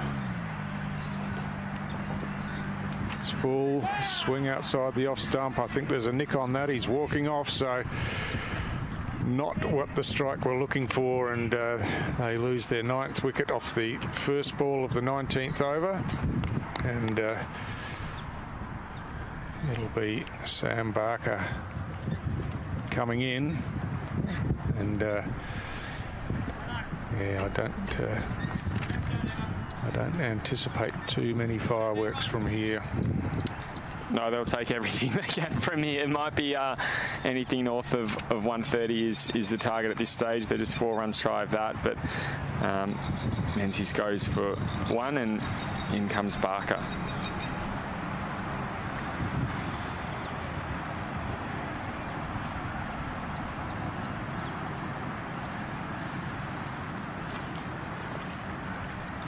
Barker's first outing of the tournament here as well.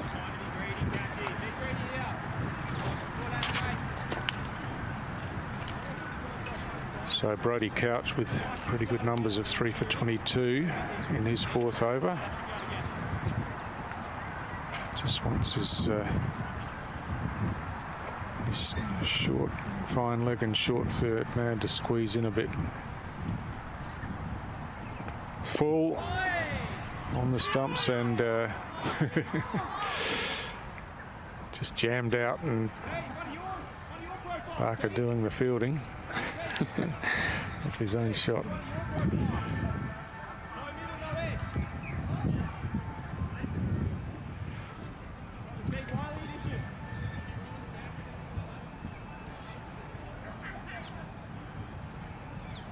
So Couch has 4 more deliveries available to him. He'll be looking to wrap up the innings in this over, you would think.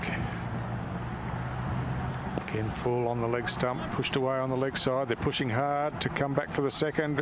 Ooh, almost a mix-up again, and eventually McMahon sends Barker back, and they take just the single.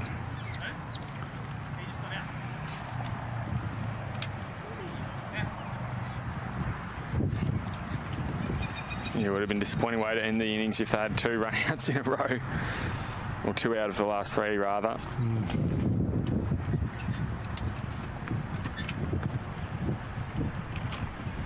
Full. Oh, he tries to scoop it around the corner. Got it down near the toe of the bat, and in the end it lobbed just short of the short, fine leg fielder Bryce Jackson. And that one a little bit more difficult, but I think that's maybe the 3rd attempt that Jackson's had, and he's taken none of them so far today. Has managed a couple of wickets, though, to make up for it.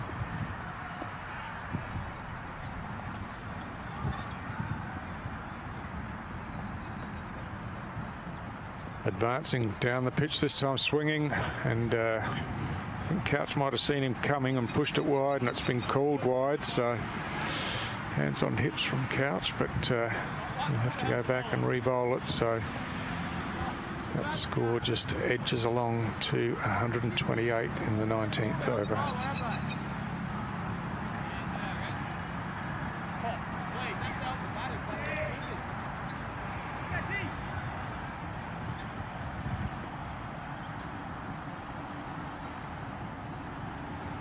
Short, pulled away. That's all the way over the boundary for 6 again.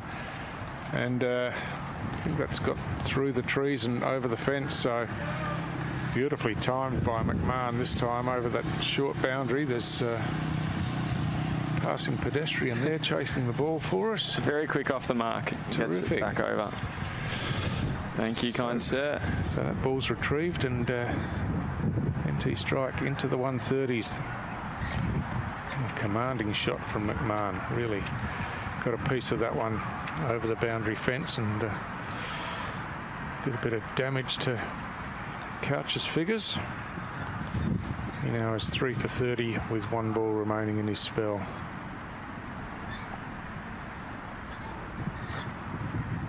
Full this time, trying to work it on the offside. No bat on it, so that completes the 19th over. NT strike 9 for 134, and Brodie Couch finishes with figures of 3 for 30 from his 4 overs.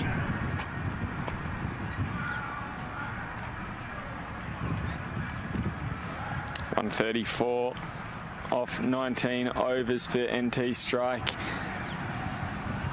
They would be wanting to get a little bit more to add. They do have their tail enders in, but I think this is sort of on par with what they've scored so far in the tournament. A little bit under. 177 their top, also tallies of 150 and 145. and short of this score, 131 and 127. So not a bad output in the end, but you suspect Perth will be coming pretty hard at it as well. It's well within what they've been able to score this tournament too. Yeah, and potentially a big scoring ground here, as we've said a number of times, but runs on the board can do funny things to the mind, as this one pushed straight down the ground, looking to come back for a second, but McMahon says no, so just a single to Barker. So it's Bryce Jackson bowling his 4th over.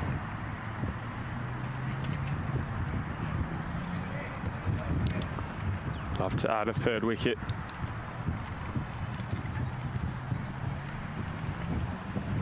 McMahon goes to the scoop. He's walked all around that, and good bowling. Just fired it in at the stumps and almost hitting the stumps on the full that time. And McMahon goes, and NT strike all out for 135 in the 20th over. And McMahon gone for 7 off 6 balls faced.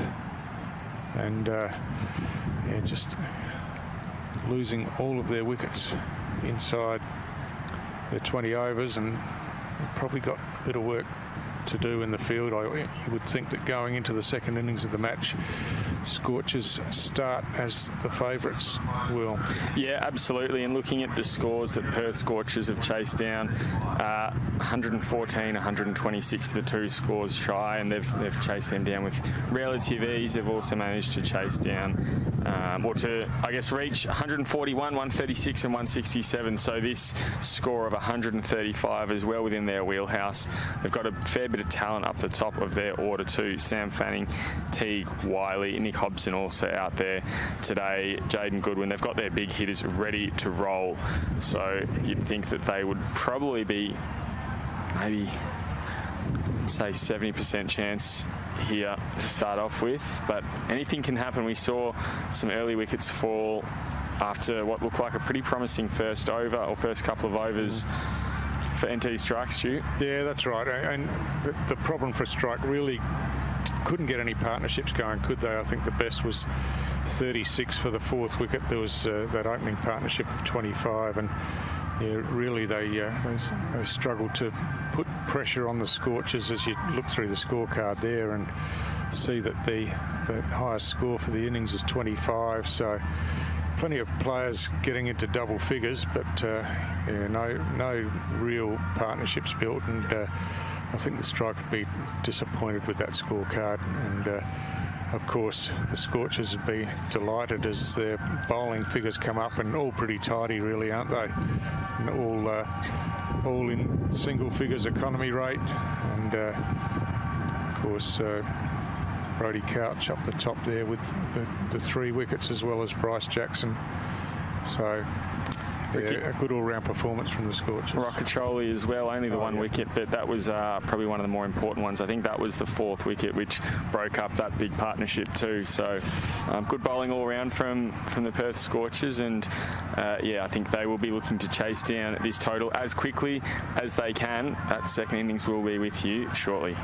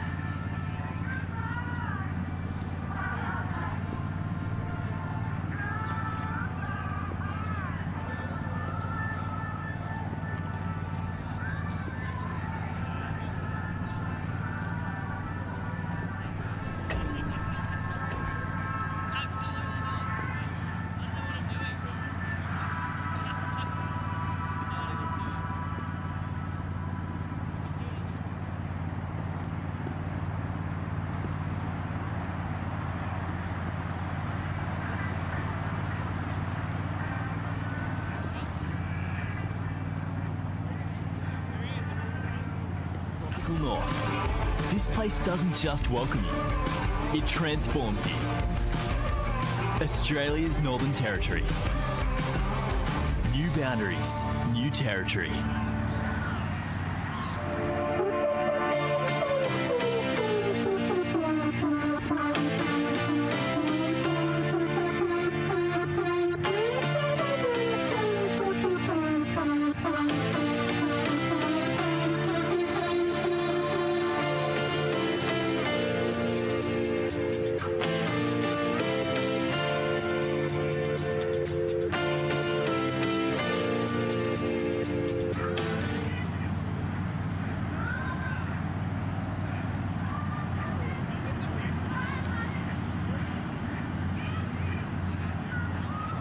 Are you looking to hit your studies for six? Make the move to Australia's Northern Territory and start a world-class partnership where your potential can glide through boundaries and you can rack up runs in places you've never imagined.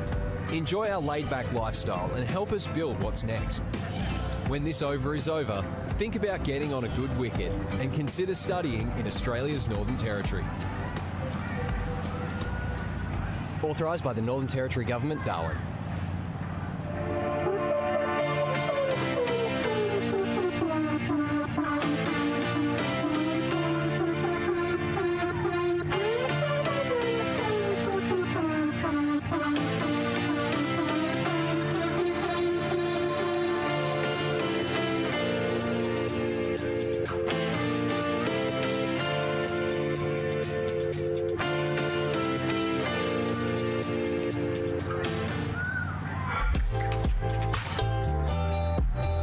Visiting Darwin, Australia?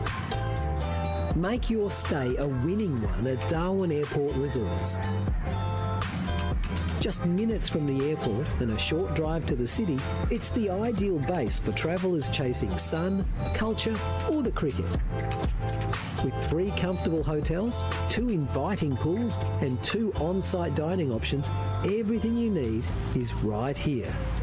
Relax, recharge and enjoy the top end at Darwin Airport Resorts.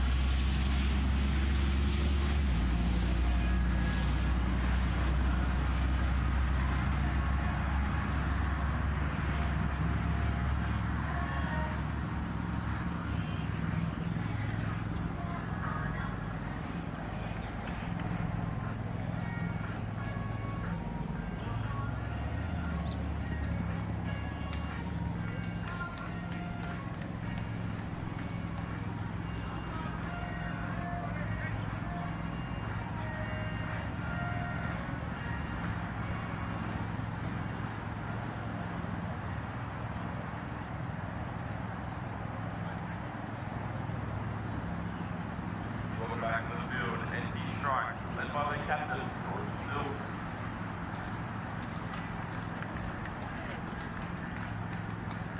Moving the batting for the Scorchers, number 12, T. Wiley, and number 9, Nicholas Hobson.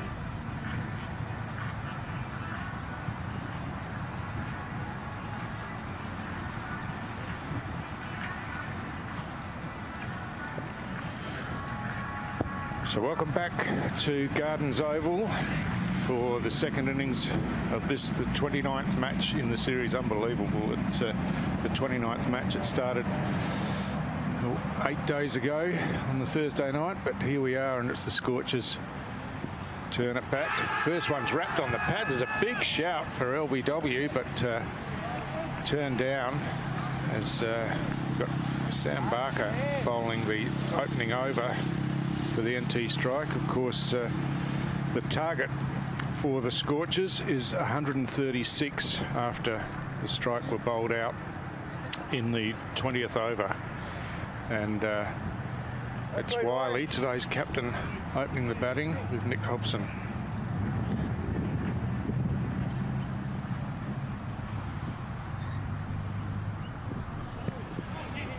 In on the leg side, no ball called. Through for a run, a ping at the stumps, but just bounces over the top. But it's a no ball, and that one off the pad as well. So 2 runs added to the score, and it will be a free hit, which is something we didn't see in the strike innings. Will not once. No, it was very tidy bowling. A couple of wides. I think maybe one wide that went for a 5, and did we get another one? Just the one. Oh, we got another leg by 4. But apart from that, very tidy bowling from the Perth Scorchers Academy.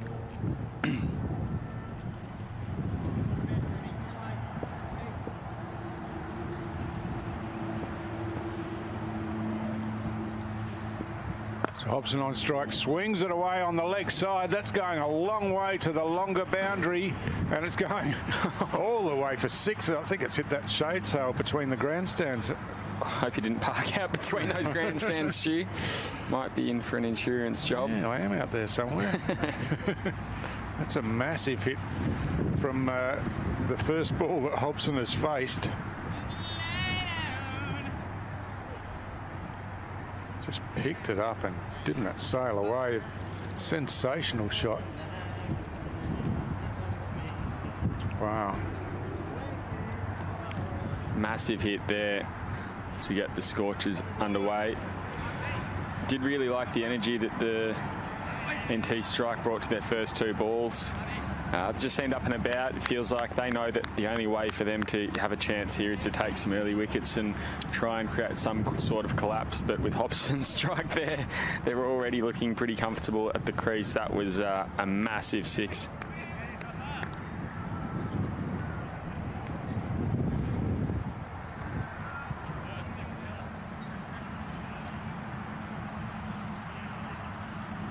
So umpire's just inspecting the ball after its visit to the concrete out there, and happy that it's good to play with.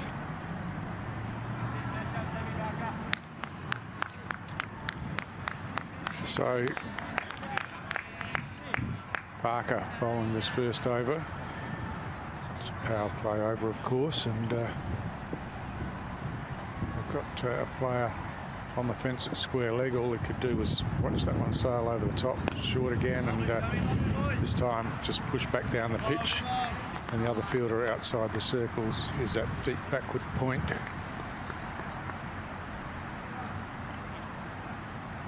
So a good start from the Scorchers in this run chase. You can imagine that if they get the opportunity, they'd like to wrap it up as quickly as they can, because net run rate will be important as well. Oh, he's got a touch to that one outside the off stump. And he's walking.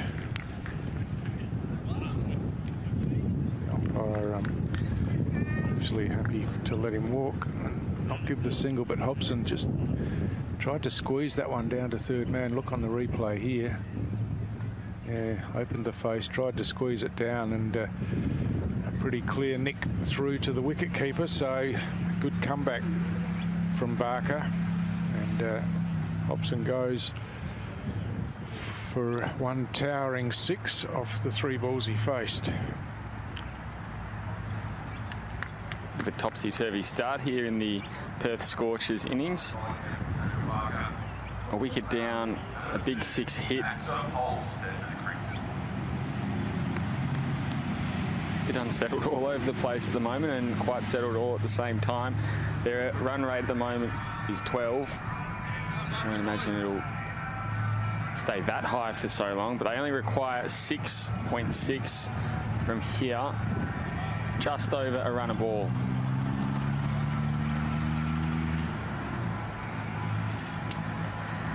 So Baxter Holt, the new batsman, at the crease, and he comes to the crease with 2 balls remaining in this first over. Yeah, it's been a mixed bag, hasn't it? No ball, a 6, a wicket. A bit of everything. So Barker again. Full. Driven into the offside this time, gets through that infield, but good fielding by Sam Elder in the chase, and he just keeps it to the 1 run. So Teague Wiley back on strike. Still yet to get off the mark.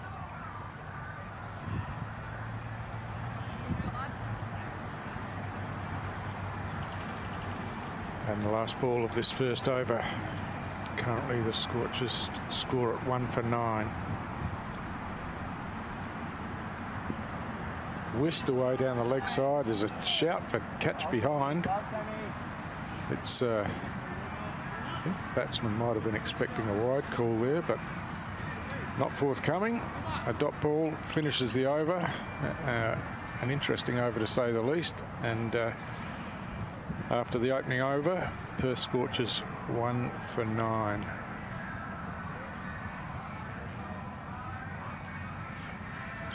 And, I think it's going to be Tom Menzies to bowl the second over of the innings. It's been, as Will said earlier, been the most successful to strike bowlers across the series. And bowled with some serious heat when I saw him the other day. Collected 10 wickets so far in the 5 games. Best bowling 4 for 18. And he was also man of the match against the ACT Comets with 3 for 10. Could be chasing some early wickets here as well.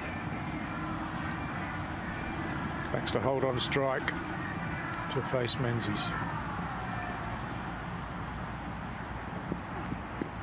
Oh, just short of a length. Holt didn't know a lot about that. He took one hand off the bat. It's hit the pad and they're through for a leg bye. Teague Wiley, heard a lot about him coming into this tournament, and 67 off 50 was a brilliant start in game at number 4 against the Kingsmen. Since then, a score of 31 and then just 5, 0 and 1. Feel like he's due for a big posting, but yet to get off the mark here.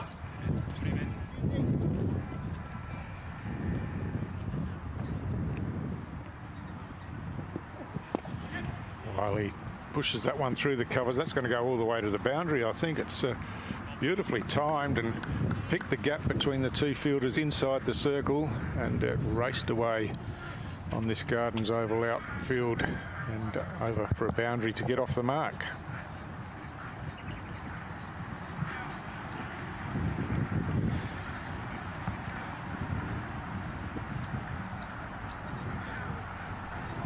Just leaned on that one really and raced away through the covers.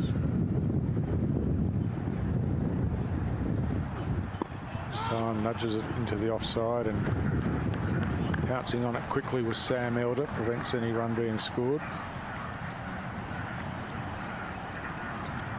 Darwin conditions still a delightful 32 degrees. Humidity risen up to 37. Slowly has built up over the last couple of days of this tournament here in Darwin, as locally we move towards the end of the dry season and towards the dreaded build-up.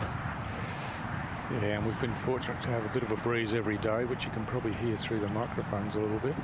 This one full bowled him straight through, taken middle stump, and Teague Wiley gone, and Tom Menzies again bowling with some serious pace here, and that one just straight through Teague Wiley. And well, there's some life in this NT strike side.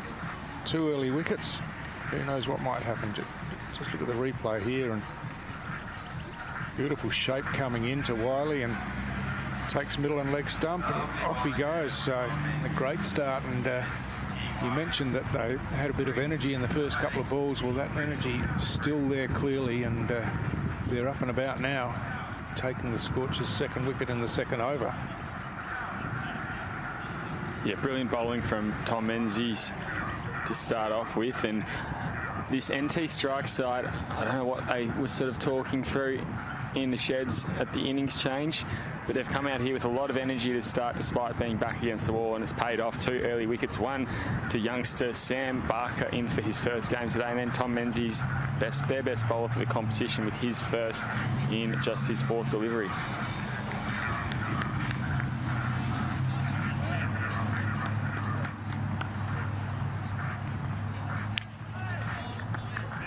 So the new batsman at the crease, Keaton Critchell. Did a bit of bowling in the strike innings. Menzies again. Oh, this one again. Just a bit of swing in towards the pads, and Critchell's worked it nicely to the behind square on the leg side, and they're through for a couple of runs. The problem the NT strike might come up against Stu, which they didn't have the benefit of, is if you look at that Scorchers batting line-up, it goes quite deep. Still to come, Holt, Critchell, and then Fanning, Goodwin, Curtis. They're probably the 3 who you look at and think they are going to be hard to overcome. Again, it's fast on line, just angled away outside the off stump, down to the 3rd man coming in off the rope. So a single to Critchell to finish the over. Menzies, an impressive first over, 1 for 7, and after 2 overs, the Scorchers 2 for 17, chasing that target of 136.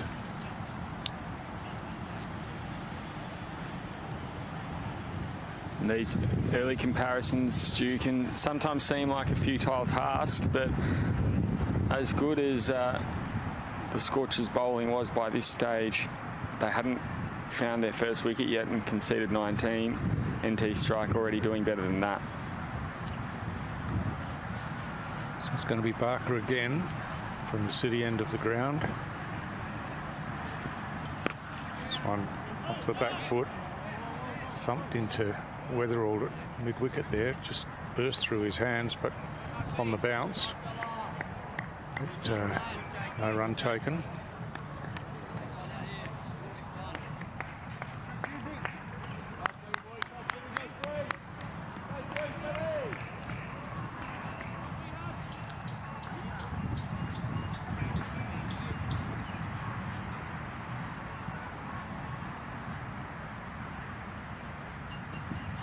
Ball driven into the offside. So Critchell's walked to the crease at number 4 in the second over, and I know he's only faced 4 balls, Will, but gee, he looks in form, doesn't he? Everything's been in the middle so far. Worked it nicely. He's picked out the fielder a couple of times, but looks to be striking the ball really nicely. Another one who'd love a big score, yet to fire in the top end series this year. This one just cramps him a bit, and he puts it back down the pitch. Good bowling from Barker. Faced just 12 deliveries and only managed a total of 9 runs. Split 4 and 5 in game 1 and game 4 for the Perth Scorchers. Ended up being games 4 and 16. But you're right, he does seem quite comfortable.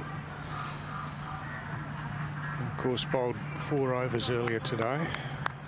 So, an important player in the lineup.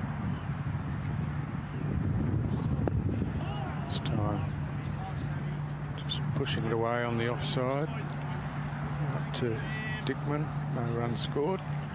Probably had the least impact of those bowlers, but nonetheless was a key part in keeping the NT strike side to a slim total of 136. So that one was a no ball, in fact. So a free hit here. Be interesting to see what he can do with it. We know what happened when Hobson had a free hit earlier in this innings. Well, it's pushed that wide, so that'll be a wide ball. Another run on the total, and the next one will be a free hit again. So just Barker then just trying to give it some width so that it didn't get hit over the top, but pushed it too wide.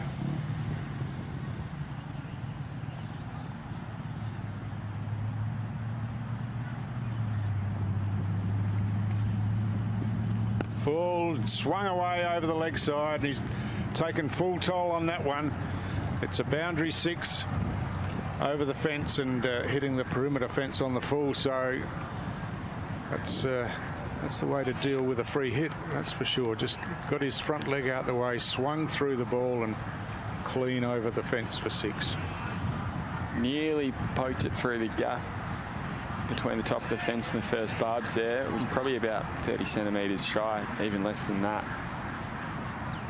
Massive hit there.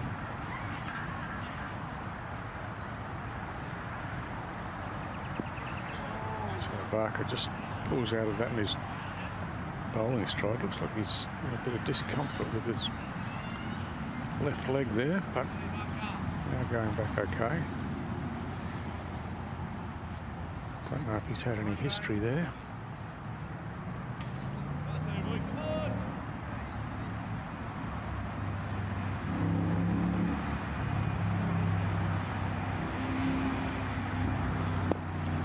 Again, driven into the covers, and again straight to the fielder.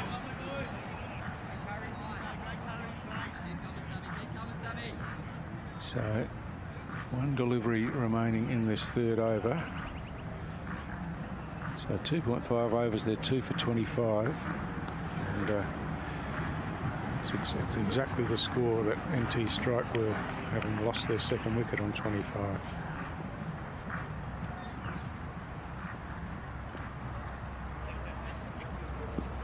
Just walking down the pitch this time.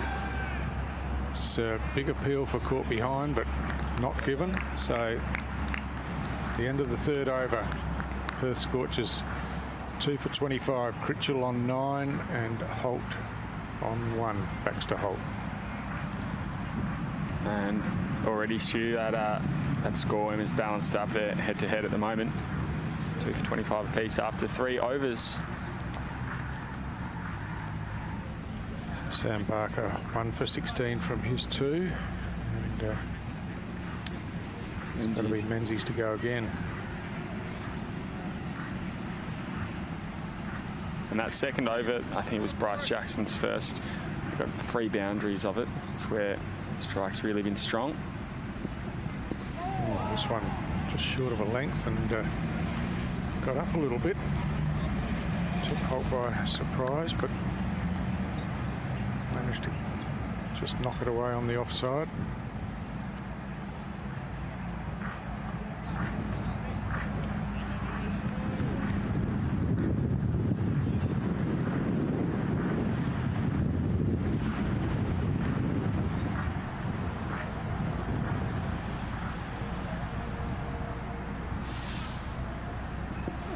Full, driven into the offside, just into the gap a little bit. Silk having to move to his left to cut that one off, enabled them to get through for a single. Good running.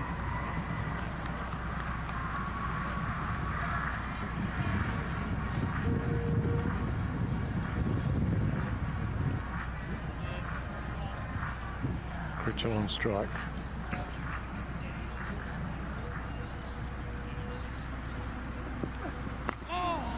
Works it around back to a square. He's timed that one nicely. I think that's going to go all the way to the boundary out there. It is.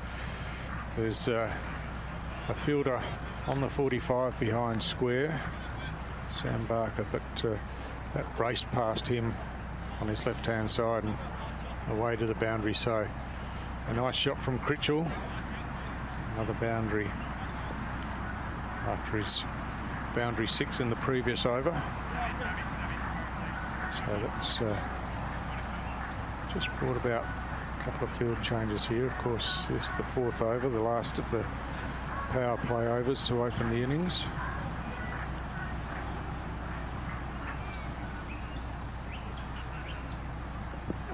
Critchell looking to drive through the offside, beaten outside the off stump. And good pace again from Menzies.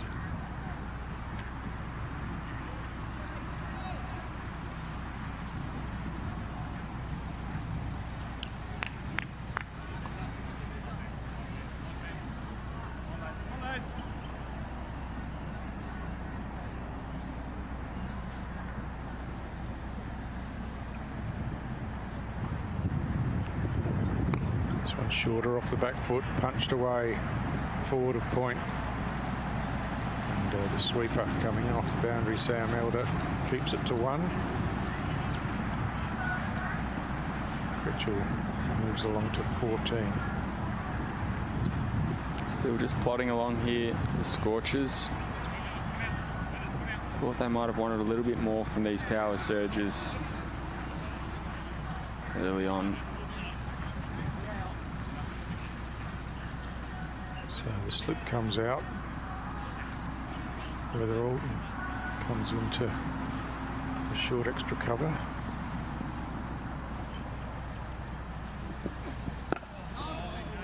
And one worked away into the infield on the offside. No run taken, and that ends Menzies' second over. He has 1 for 13 from his 2 overs, and after the opening power play of 4 overs, the Scorchers 2 for 31. 4 runs shy of where strike was at the same time. It does feel a little bit different. Keaton Critchell certainly feeling a bit more comfortable at the moment. Slow start and then built up a little bit, and he's just tapered off again. He'll be facing Tom Andrews now from the cemetery end here at Gardens Oval.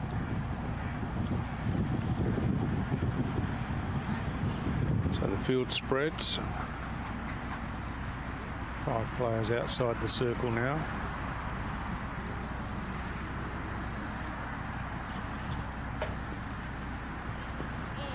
It's fast ball and wide ball called, so just pushing that one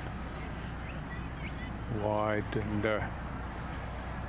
Andrews will go again.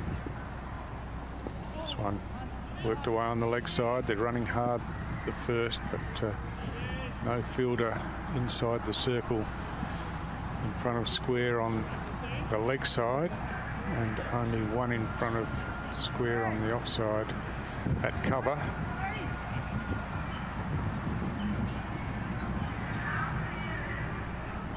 This one short, worked away again. forward of square on the leg side and jog through for another single.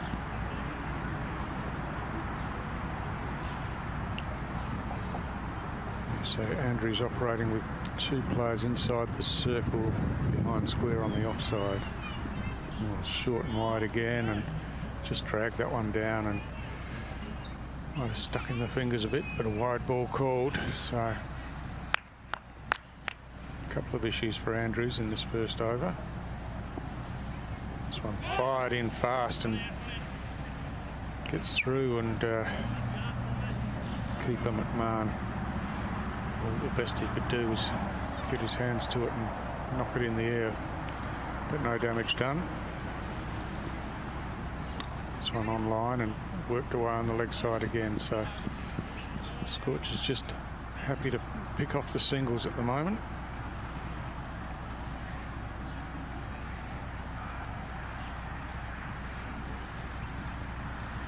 Baxter hold on strike. Short, and oh, bit of a kicking bounce there, and good work to field it by Archie McCormick, the finer of the players behind square on the offside.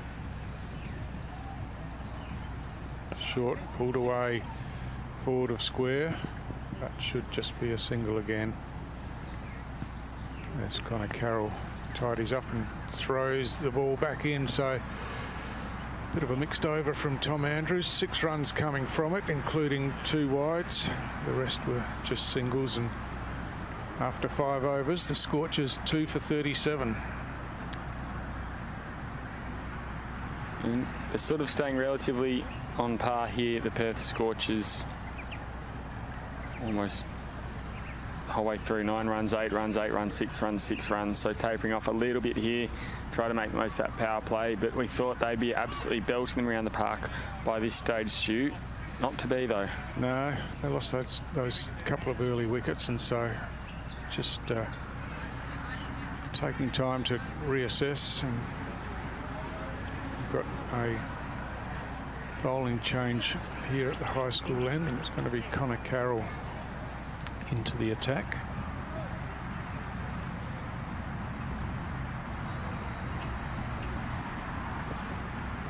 Short down the leg side, so not a great start for Carroll. That's a wide ball called.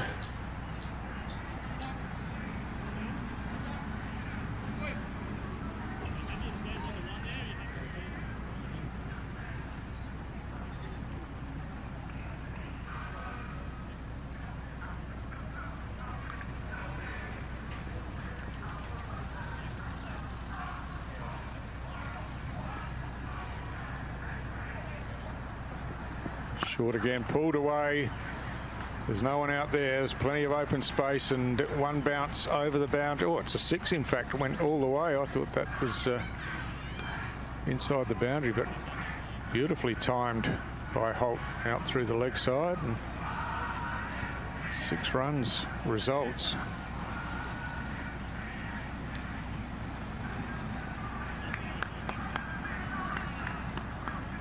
Whack. Just a quick inspection of the ball. Didn't see it land, Bill. Cleared by about 30 centimetres again. Well, this one should have stayed down a bit that time, and Holt just bunts it up to mid-on. No run taken. So perhaps there's a couple of tricks in the pitch here. Just staying down a bit. Wouldn't fill the batsman with confidence, but go again. Pulling away on the leg side again. This one's bounced inside the boundary and over on the one bounce. So similar shot, similar placement, and this time 4 runs resulting. So Carroll just straying a bit short here, and Baxter Holt quickly back onto the back foot and pulling those away.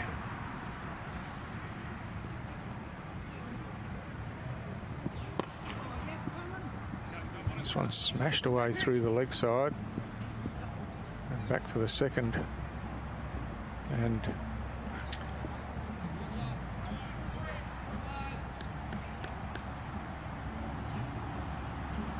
so back for 2 runs, and a good over for the Scorchers here. Now they're starting to feel a little bit more comfortable, Stu. Yeah, just opening up a bit. This one pushed away forward a point on the offside, looking to come back for a second, but Martin out there just onto it quickly and throws it back in, a single only. So Critchell to face the last ball of the over. He's been standing up the other end watching Holt go about his business in the over so far.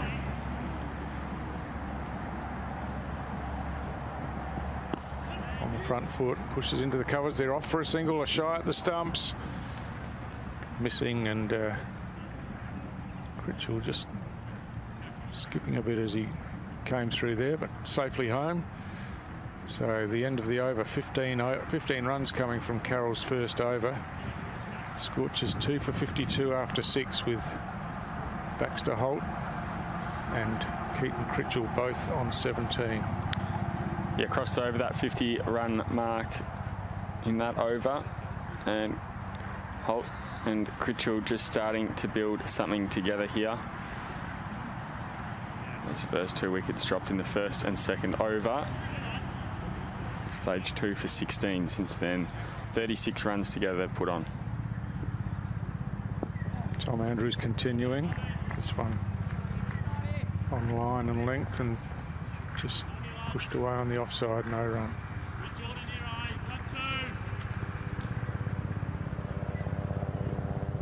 Down the pitch this time and works it away on the leg side. But, Hamish Martin, the fielder out there, closes quickly, keeps it to a single. So Baxter Holt on strike now, see what he can do to the spin of Andrews.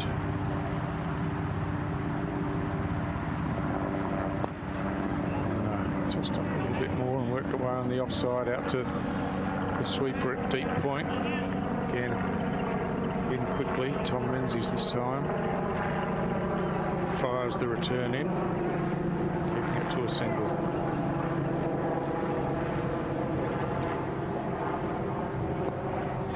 Again, a little bit of flight to the ball and nudged away on the offside by Critchell this time for a single.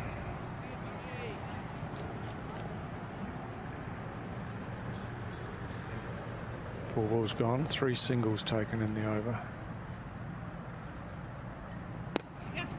This time off the back foot, works it onto the leg side. They're coming back for the second this time. It ball's just a bit slower getting out to the fielder. Good running and good batting from Holt. Just took a little bit off that shot. Give themselves time to come back for the 2 runs. They move to only 1 run per ball required now, 6 off the over. And again, worked on the leg side. This time the bowler Andrews chases after it and will keep it to 1. So 6 runs coming from the over. Andrews none for 12 from his 2 overs. And the Scorchers 2 for 58 from 7 overs. Holt and Critchell slowly but surely just getting it up there. Has been a slow and steady approach by them. 2 early wickets to T. Wiley, dubbed the next best thing, and by Nick Hobson as well. I think they were pretty keen to not lose another early wicket, and these two have thought this is our opportunity in this top end series to show a little bit of composure and put the team back on track. So spin from the high school end as well now, with Hamish Martin coming into the attack.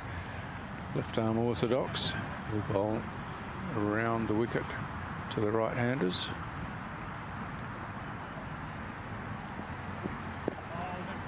Just leaning forward, pushing that one out on the offside, no run. Shaking it up a little bit.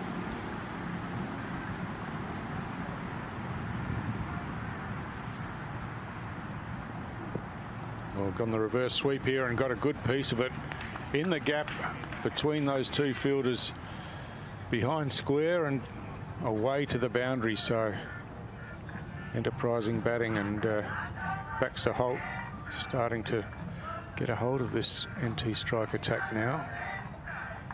Into position quickly for the reverse sweep and placed and timed nicely.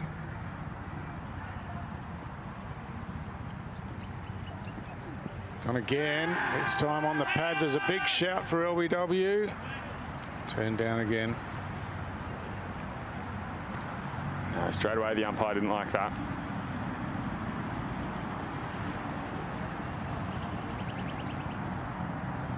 Might have been indicating that there was some bat on it.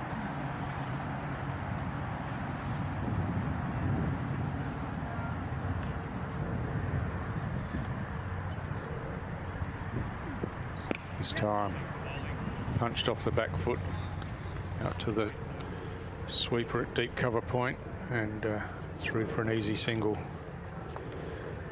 So Critchell on strike hasn't had a lot of the bowling recently.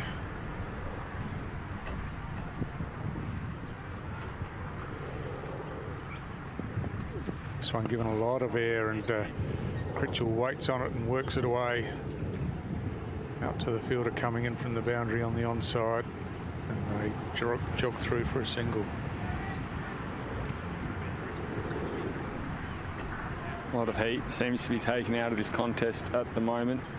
Relatively straightforward task ahead for the Perth Scorchers, a required run rate of just 5.92.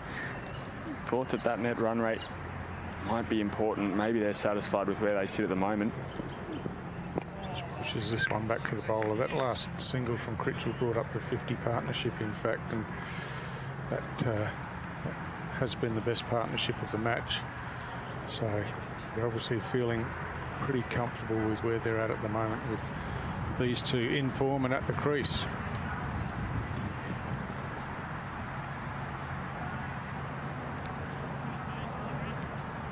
Competing with potentially 4 other sides for those top 3 spots, with the US Kingsmen more or less sealed in there. The only team not to have lost the game. They've still got one more game. I think that might be later. It's no, early tomorrow morning. First game tomorrow, US Kingsmen versus the Hobart Hurricanes. So Tom Menzies coming back into the attack now to bowl his 3rd over of the innings. Bowled the opening 2 overs of the innings from the high school end, and now swung round to the city end of the ground. A bit of pace off that one, and nicely picked up by Critchell through the leg side, but straight to the fielder Martin in the deep.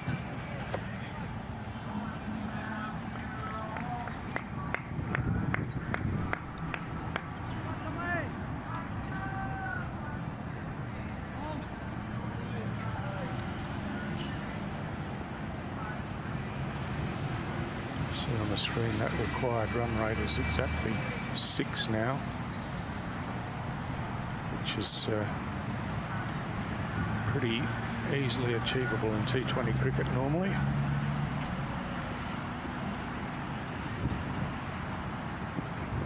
Ball, this one off the pad on the leg side. No fielder inside the circle there, so easily get through for the 1 leg bye. It's teed at around 1 for almost 2 full overs now, and a little bit more than that, probably 2.5, probably 3 full overs now, Stu, and they don't really look like they're in a hurry to speed that up at all. Just want to go slowly and steadily.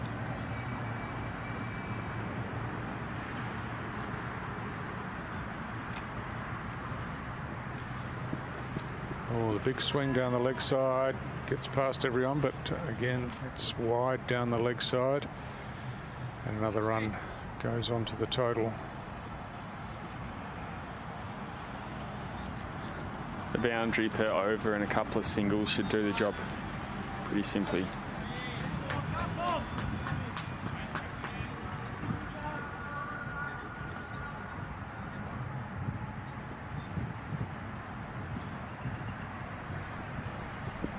Short. Oh, this one's skied away. Top edge is going to be caught here.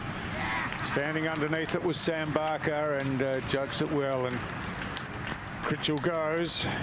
He looked good while he was there, but he's just top edged that one, and he's out for 21 from 22 balls faced, and Perth Scorchers lose their third wicket.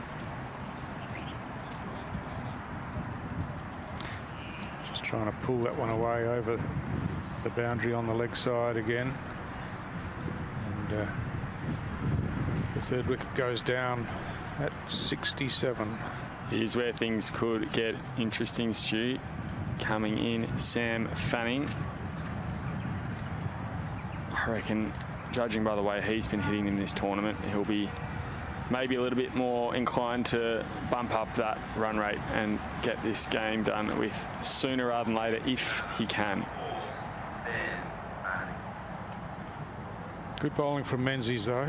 They've brought him back to maybe earlier than they would have to try and break that partnership, and he's been successful in doing that. He's got 2 for 15 from his 2.5 overs. Finding a slow start to this tournament, and then exploded on Wednesday, 73 runs off 50 balls.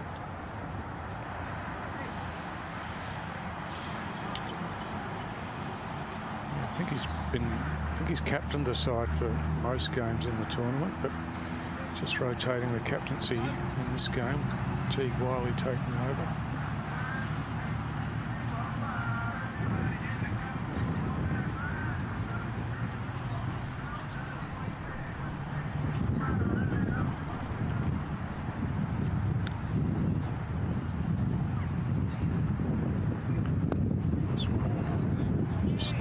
Angled into the leg stump, and worked away on the leg side. No run scored.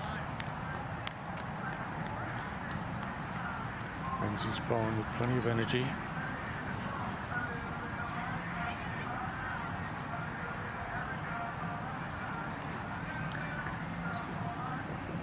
Go now, Tom!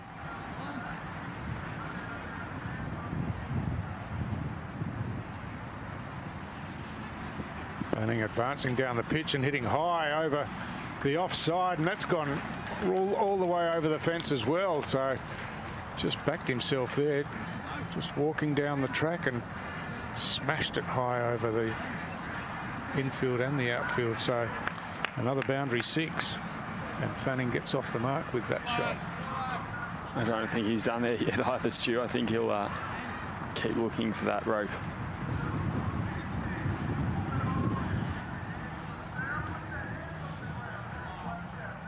Yeah, we've seen some big 6s today. That's a big shot over the offside.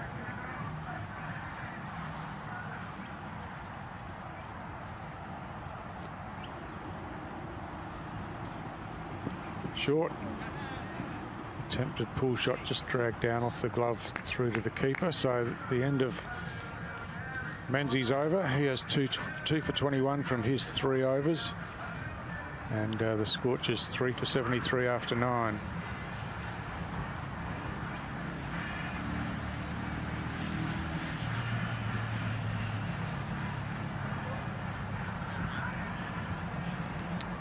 So we've got Sam Elder coming into the attack for the first time.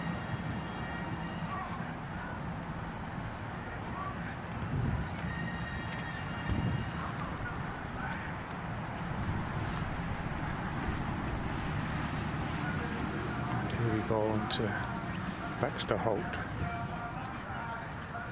Just 8 runs he conceded in that game yesterday against the Kingsmen. Not sure how many overs that was off. Earlier today for Sam Elder, just the 6 runs.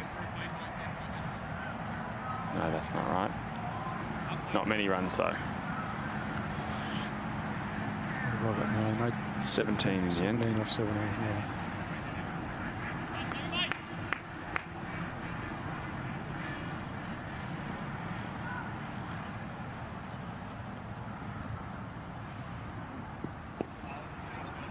So, good start from Elder, bowling Right arm around the wicket to the right-hander.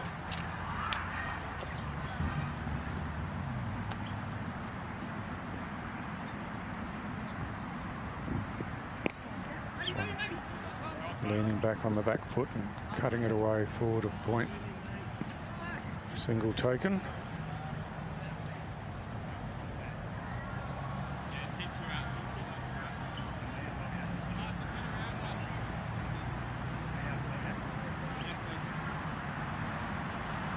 Holt up to 27. He's the highest individual scorer in the match now.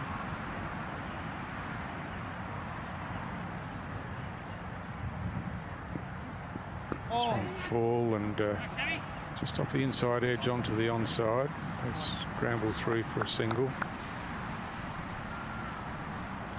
Good bowling from Elder. Gave that one a bit more air. And as tedious as it might be, that's all they need to do. Just get the odd single, average a run a ball, and they will be fine from here. This one just worked off the back foot, straight down the ground. They're going to come back for a second run here as the throw comes in, but good running. And Baxter Holt. That's another 2 to his score.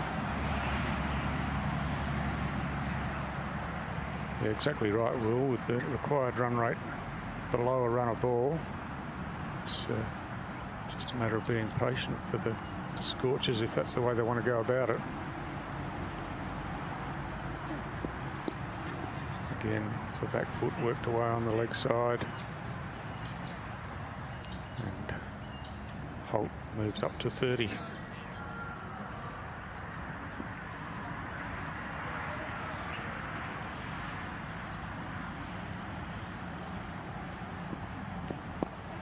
Leaning forward on the front foot, working it on the onside. The left-handed Fanning just helps himself to another single. And that ends the over. 6 runs coming from it. So without too much fuss at all, they've maintained the required run rate pretty easily. And, Holt's made his way to 30. So at the halfway mark of their allocated overs, Scorchers are 3 for 79. Well and truly on their way to that total set by them of 136.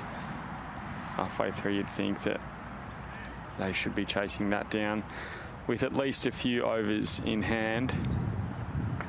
The way they're batting, they're not in any rush to make it much more than that. So Hamish Martin back into the attack.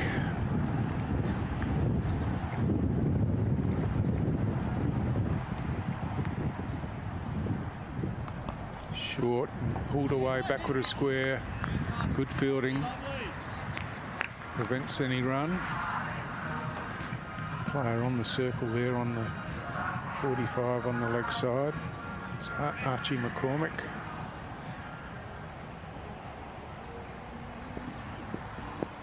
This one short again, pushed up towards mid-on. And a single to Fanning.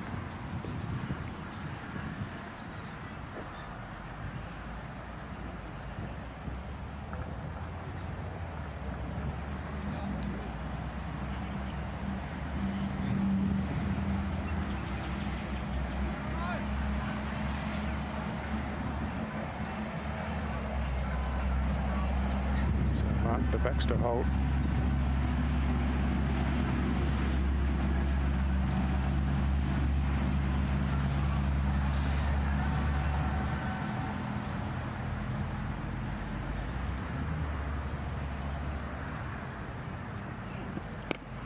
Faster ball fired in at the off stump, but worked away forward of point again for a single to Holt.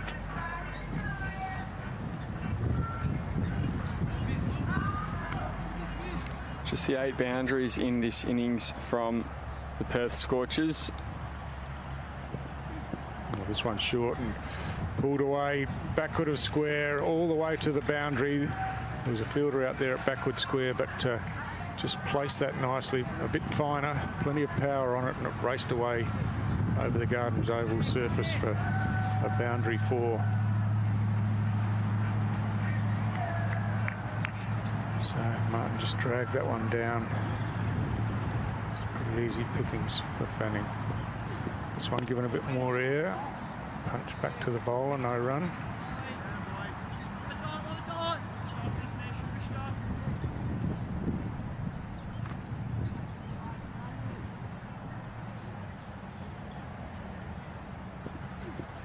Again, given air, and Fanning this time works it on the leg side. They run the first one hard, but fielders close quickly. And just a single off the last ball of the over. So Martin has the figures of none for 13 from his 2 overs. Holt moves along to 31 and Fanning 14 as the Scorchers reach 3 for 86 off 11 overs. So 9 overs remaining, 50 runs required for victory. Again, just another over where they're ticking the box. Nothing too brash, nothing too risky.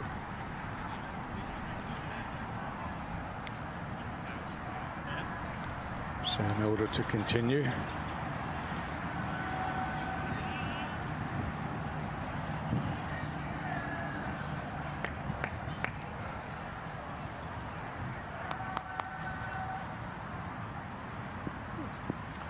Getting some air and driven down the ground to long off.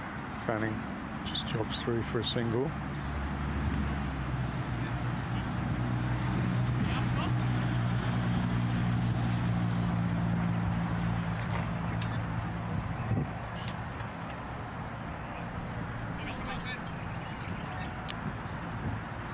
So just some field adjustment here. The fielder from the boundary on the offside being brought inside the circle, and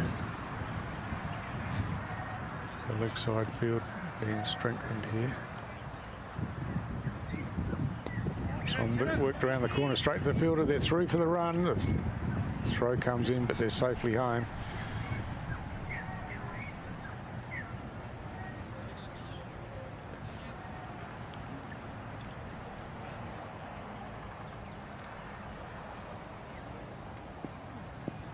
Fanning again just happy to work it to the onside and take the single on offer.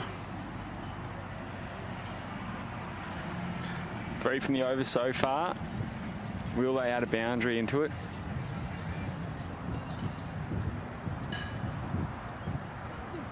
Down the pitch this time, driving down the ground, but again straight to Weatherald at long on. He comes in and fields and keeps it to 1. So 4 balls, 4 singles from the over so far. And you just can't see them taking any risks at this stage.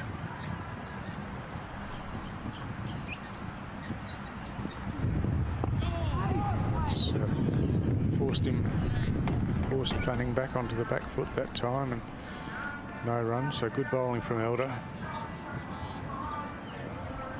Pretty tidy so far. The last ball of his second over. Full again worked on the leg side. Fanning looking for a second, but Holt not interested at all, and a single to end the over. So Elder no wicket for 11 from his 2 overs. The Scorchers 3 for 91 after 12.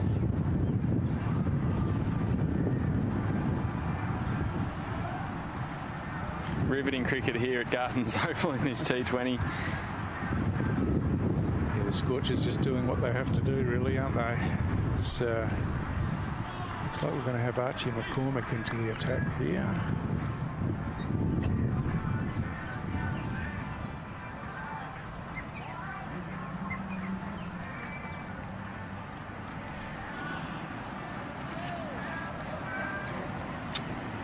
Another one whose game, this game is his first of the competition and his first opportunity with ball.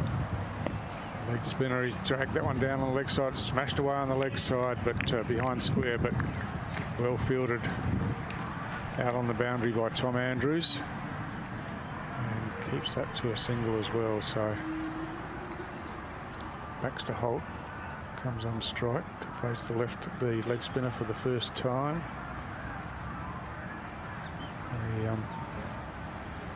The fourth player coming inside the circle now into a backward point position. This one full, driven through the covers on the offside. They'll run hard, should push back for a second. In fact, it's raced away, and Andrews out in the deep, just couldn't get to it. So it goes all the way over the boundary for a boundary 4, and it's probably the first boundary we've seen for a few overs as well. We had one a couple of overs ago against Hamish Martin, but yeah, they've been few and far between this afternoon, and certainly haven't come in a flurry. That's for sure. Full again, driven out on the offside. This time straight to the fielder at long off. Hopefully we're not waiting for as long for the next one. Add some spice and pepper to the game, Stu. Yeah. Driving straight down the ground. Long off comes in a single. Well, yeah, you would think that they're in a pretty safe position here, and at 3 for 98, and if net run rate is going to be a factor to determine finals positions, they might think about accelerating soon. Full again, worked into the leg side, running hard. Fanning thinking about the second, but Holt sends him back, and the throw comes in. So they've scored off every ball in this over, just the one boundary. The rest have been singles, and Fanning will face the last ball of the over.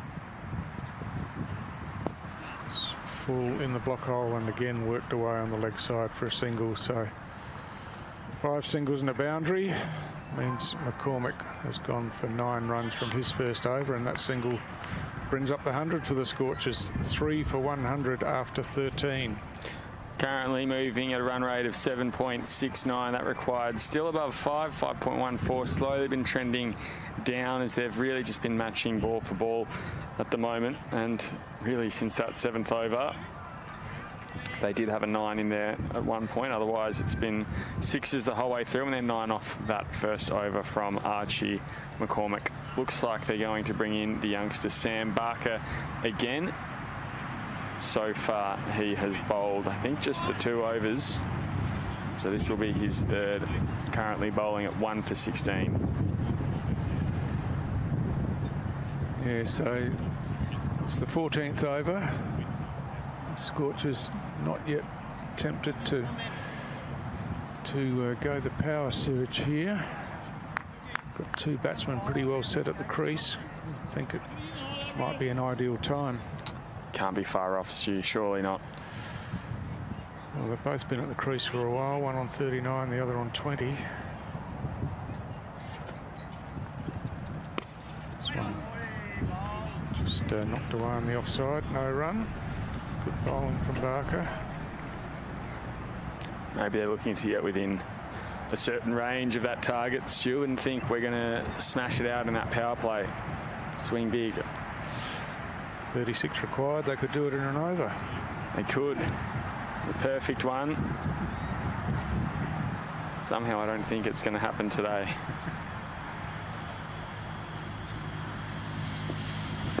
This time driving a bit uppishly for a while. There was a shy at the stumps as Fanning dived back in to his crease. Good sharp fielding. That was Captain Silk.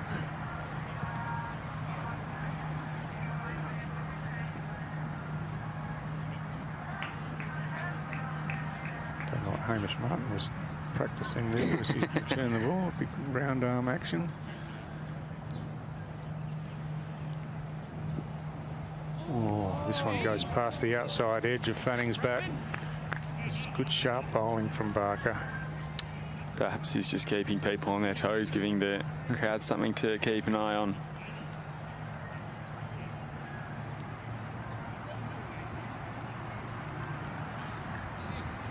Barker going for dots only so far this over. Very tidy. Yeah, and bowling with good pace. So I've been impressed with him. at that early wicket. This one driven away on the offside, but straight to the sweeper out on the boundary and a single to Fanning. So first runs off the over. Now Barker will be bowling to the right-hander Holt.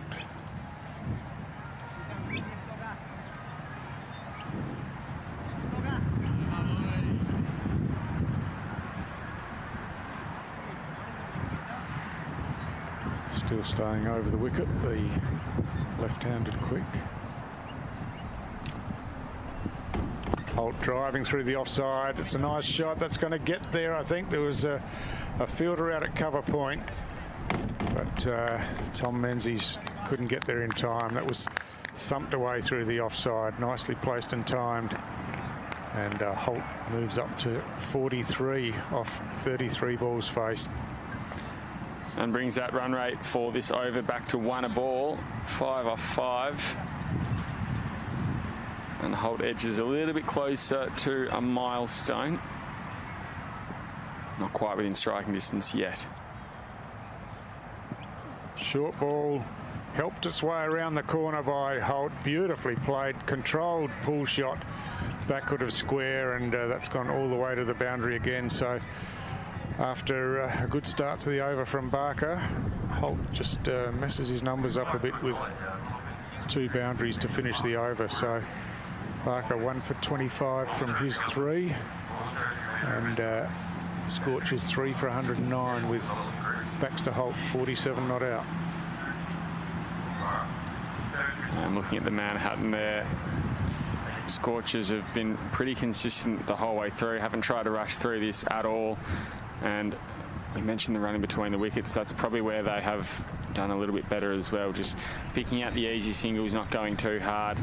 This is within their sights, within their remit. They don't need to worry too much about pushing to try and chase down this total.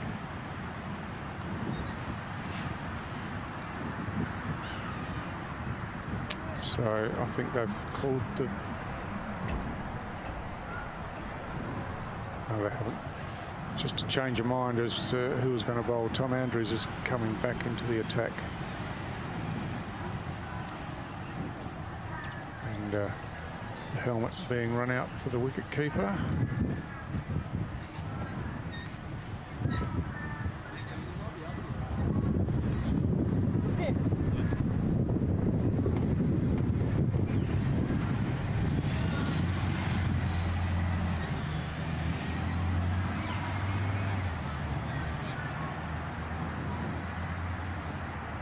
Fielders going all over the place here. I think they may have called the power surge by the looks, with 7 fielders inside the circle. So yeah, missed the umpire's signal, but clearly there's only 2 in the deep, and both of those on the leg side now.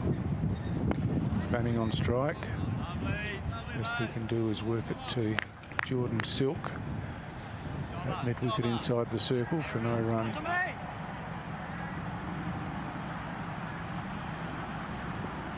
Fanning coming down the pitch, driving through the offside, and beautifully timed. No need to run for that one. So that goes through to the boundary for a boundary 4 to Fanning. And with the power surge taken, you get the sense that they might be trying to wrap this game up a bit more quickly now.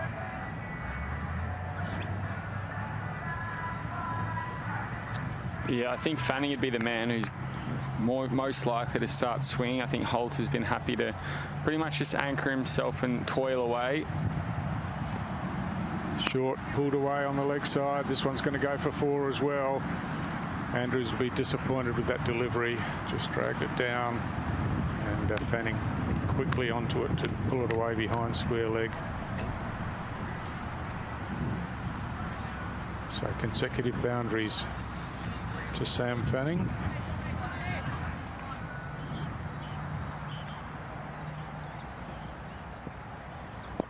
This one faster and fuller and worked through the leg side. They're thinking about the second. They're coming. The throw comes in. It's gone. Oh, would have been close if it had hit. Was the throw from right out near the boundary, of course. Andrews let it go, but just missing, and Holt gets home. I think Fanning's going to want to go for another swing here and then try and hold strike. Just feeling a little bit hungry by the looks of things. Faster one again, and just dug out to the onside, so a dot ball. Last ball of Andrews' third over. And just reaching forward, no runs scored. So 10 runs coming from the first power surge over. And score moves along to 3 for 119, and just 17 more runs required for victory now. Already that's just been whittled and almost not quite cut in half, that run rate, but they've chipped away at it very nicely in that over. And in the previous one as well, with 2 fours to end it. So we've got Menzies coming back into the attack for the second power surge over. And it will be his 4th over.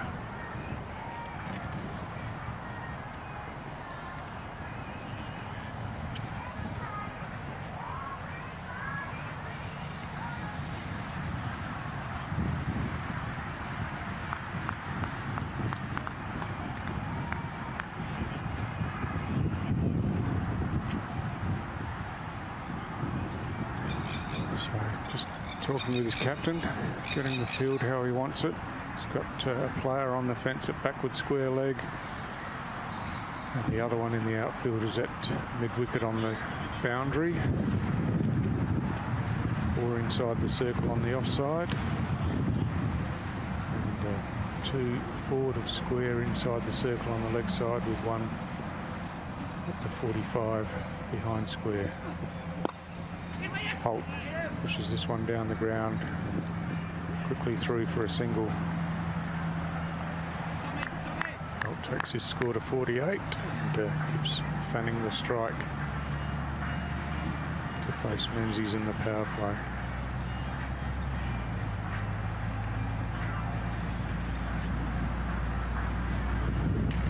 So Baxter Holt came in at the fall of the first wicket in the first over, and really played the anchor role, apart from a couple of breakout shots.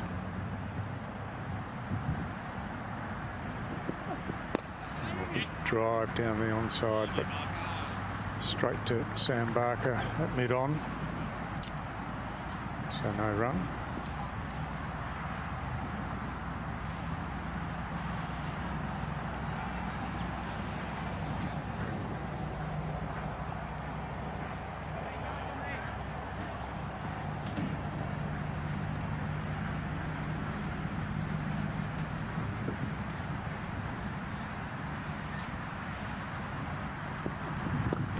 Driving through the offside this time, beautifully timed, and smashed away wide of mid-off for another boundary.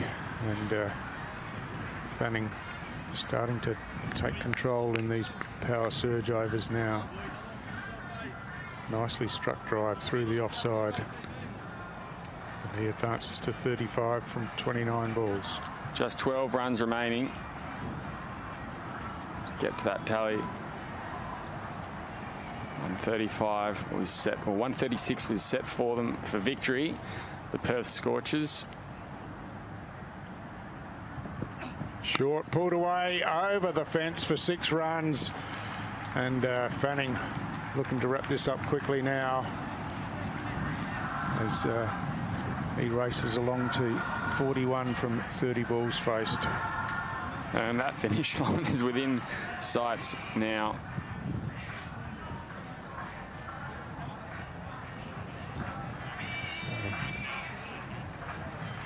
Trying to retrieve the ball there from outside the fence, but yeah, the score up to 3 for 130 now. These two came together with the score on 67, so it's been 2 partnerships in a row for the Scorchers. 53 the previous one, and now this one 67 after they were in a little bit of trouble, 2 wickets down in the second over. The cricket NT staff has gone deep into the Botanic Gardens to try and find that ball as well. That's gone a long way. They've picked a new one up from the ball box, but that was a big 6 there from Fanning. So 6 runs required, 2 balls remaining in the over. Will it happen this over? Fanning looks to be in the mood.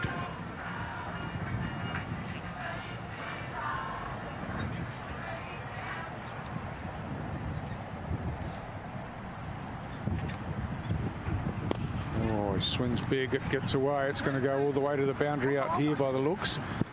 No, it's not. Good fielding there. Just knocking it back was Connor Carroll, and they raced through for a 3rd run as Fanning had a dive at the end, but home safely. And now that score 133. 1 ball remaining in the over brings Holt onto the strike with an opportunity off this 1 ball. Good discipline. Push to his half century and perhaps the winning runs. Good discipline there from the NT strike side and from Connor Carroll. This game almost a foregone conclusion. Miracle, you'd think, for strike to survive, and pushing all the way till the end there. That wouldn't have impacted on the result of the game, you wouldn't think, or on NT strike's position in this tournament, but kept going till the end.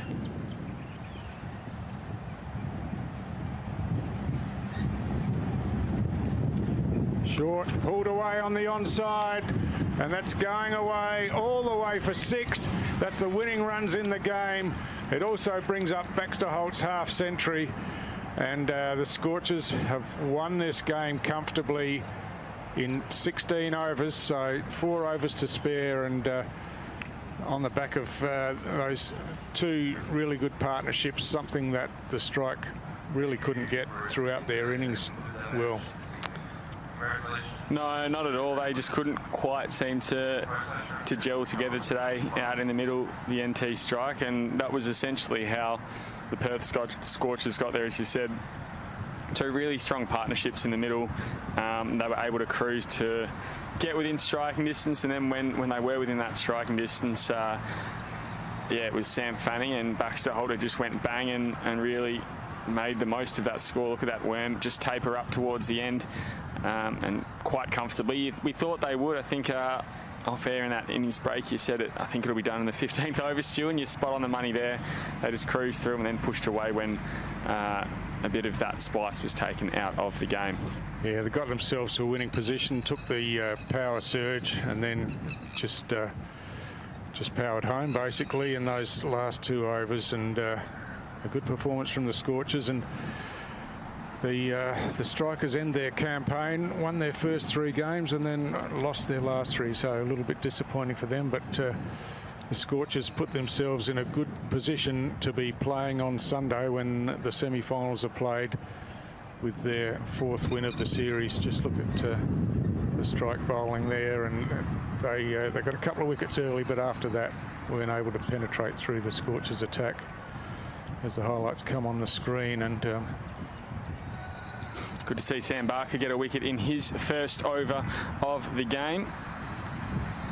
And he was also hit quite long for, I think that one went for 6 in the end, almost. It might have hit someone's car park. We didn't hear any alarms off, and then a catch there as well. That one from Cadell McMahon. Hobson went there. Tom Menzies also got in on the action there, bowling Teague Wiley for just 4 runs. Another big boundary there coming from the Scorchers as they just slowly cruise through. They probably only hit a boundary every couple of overs, Stu, so they weren't in any hurry at all.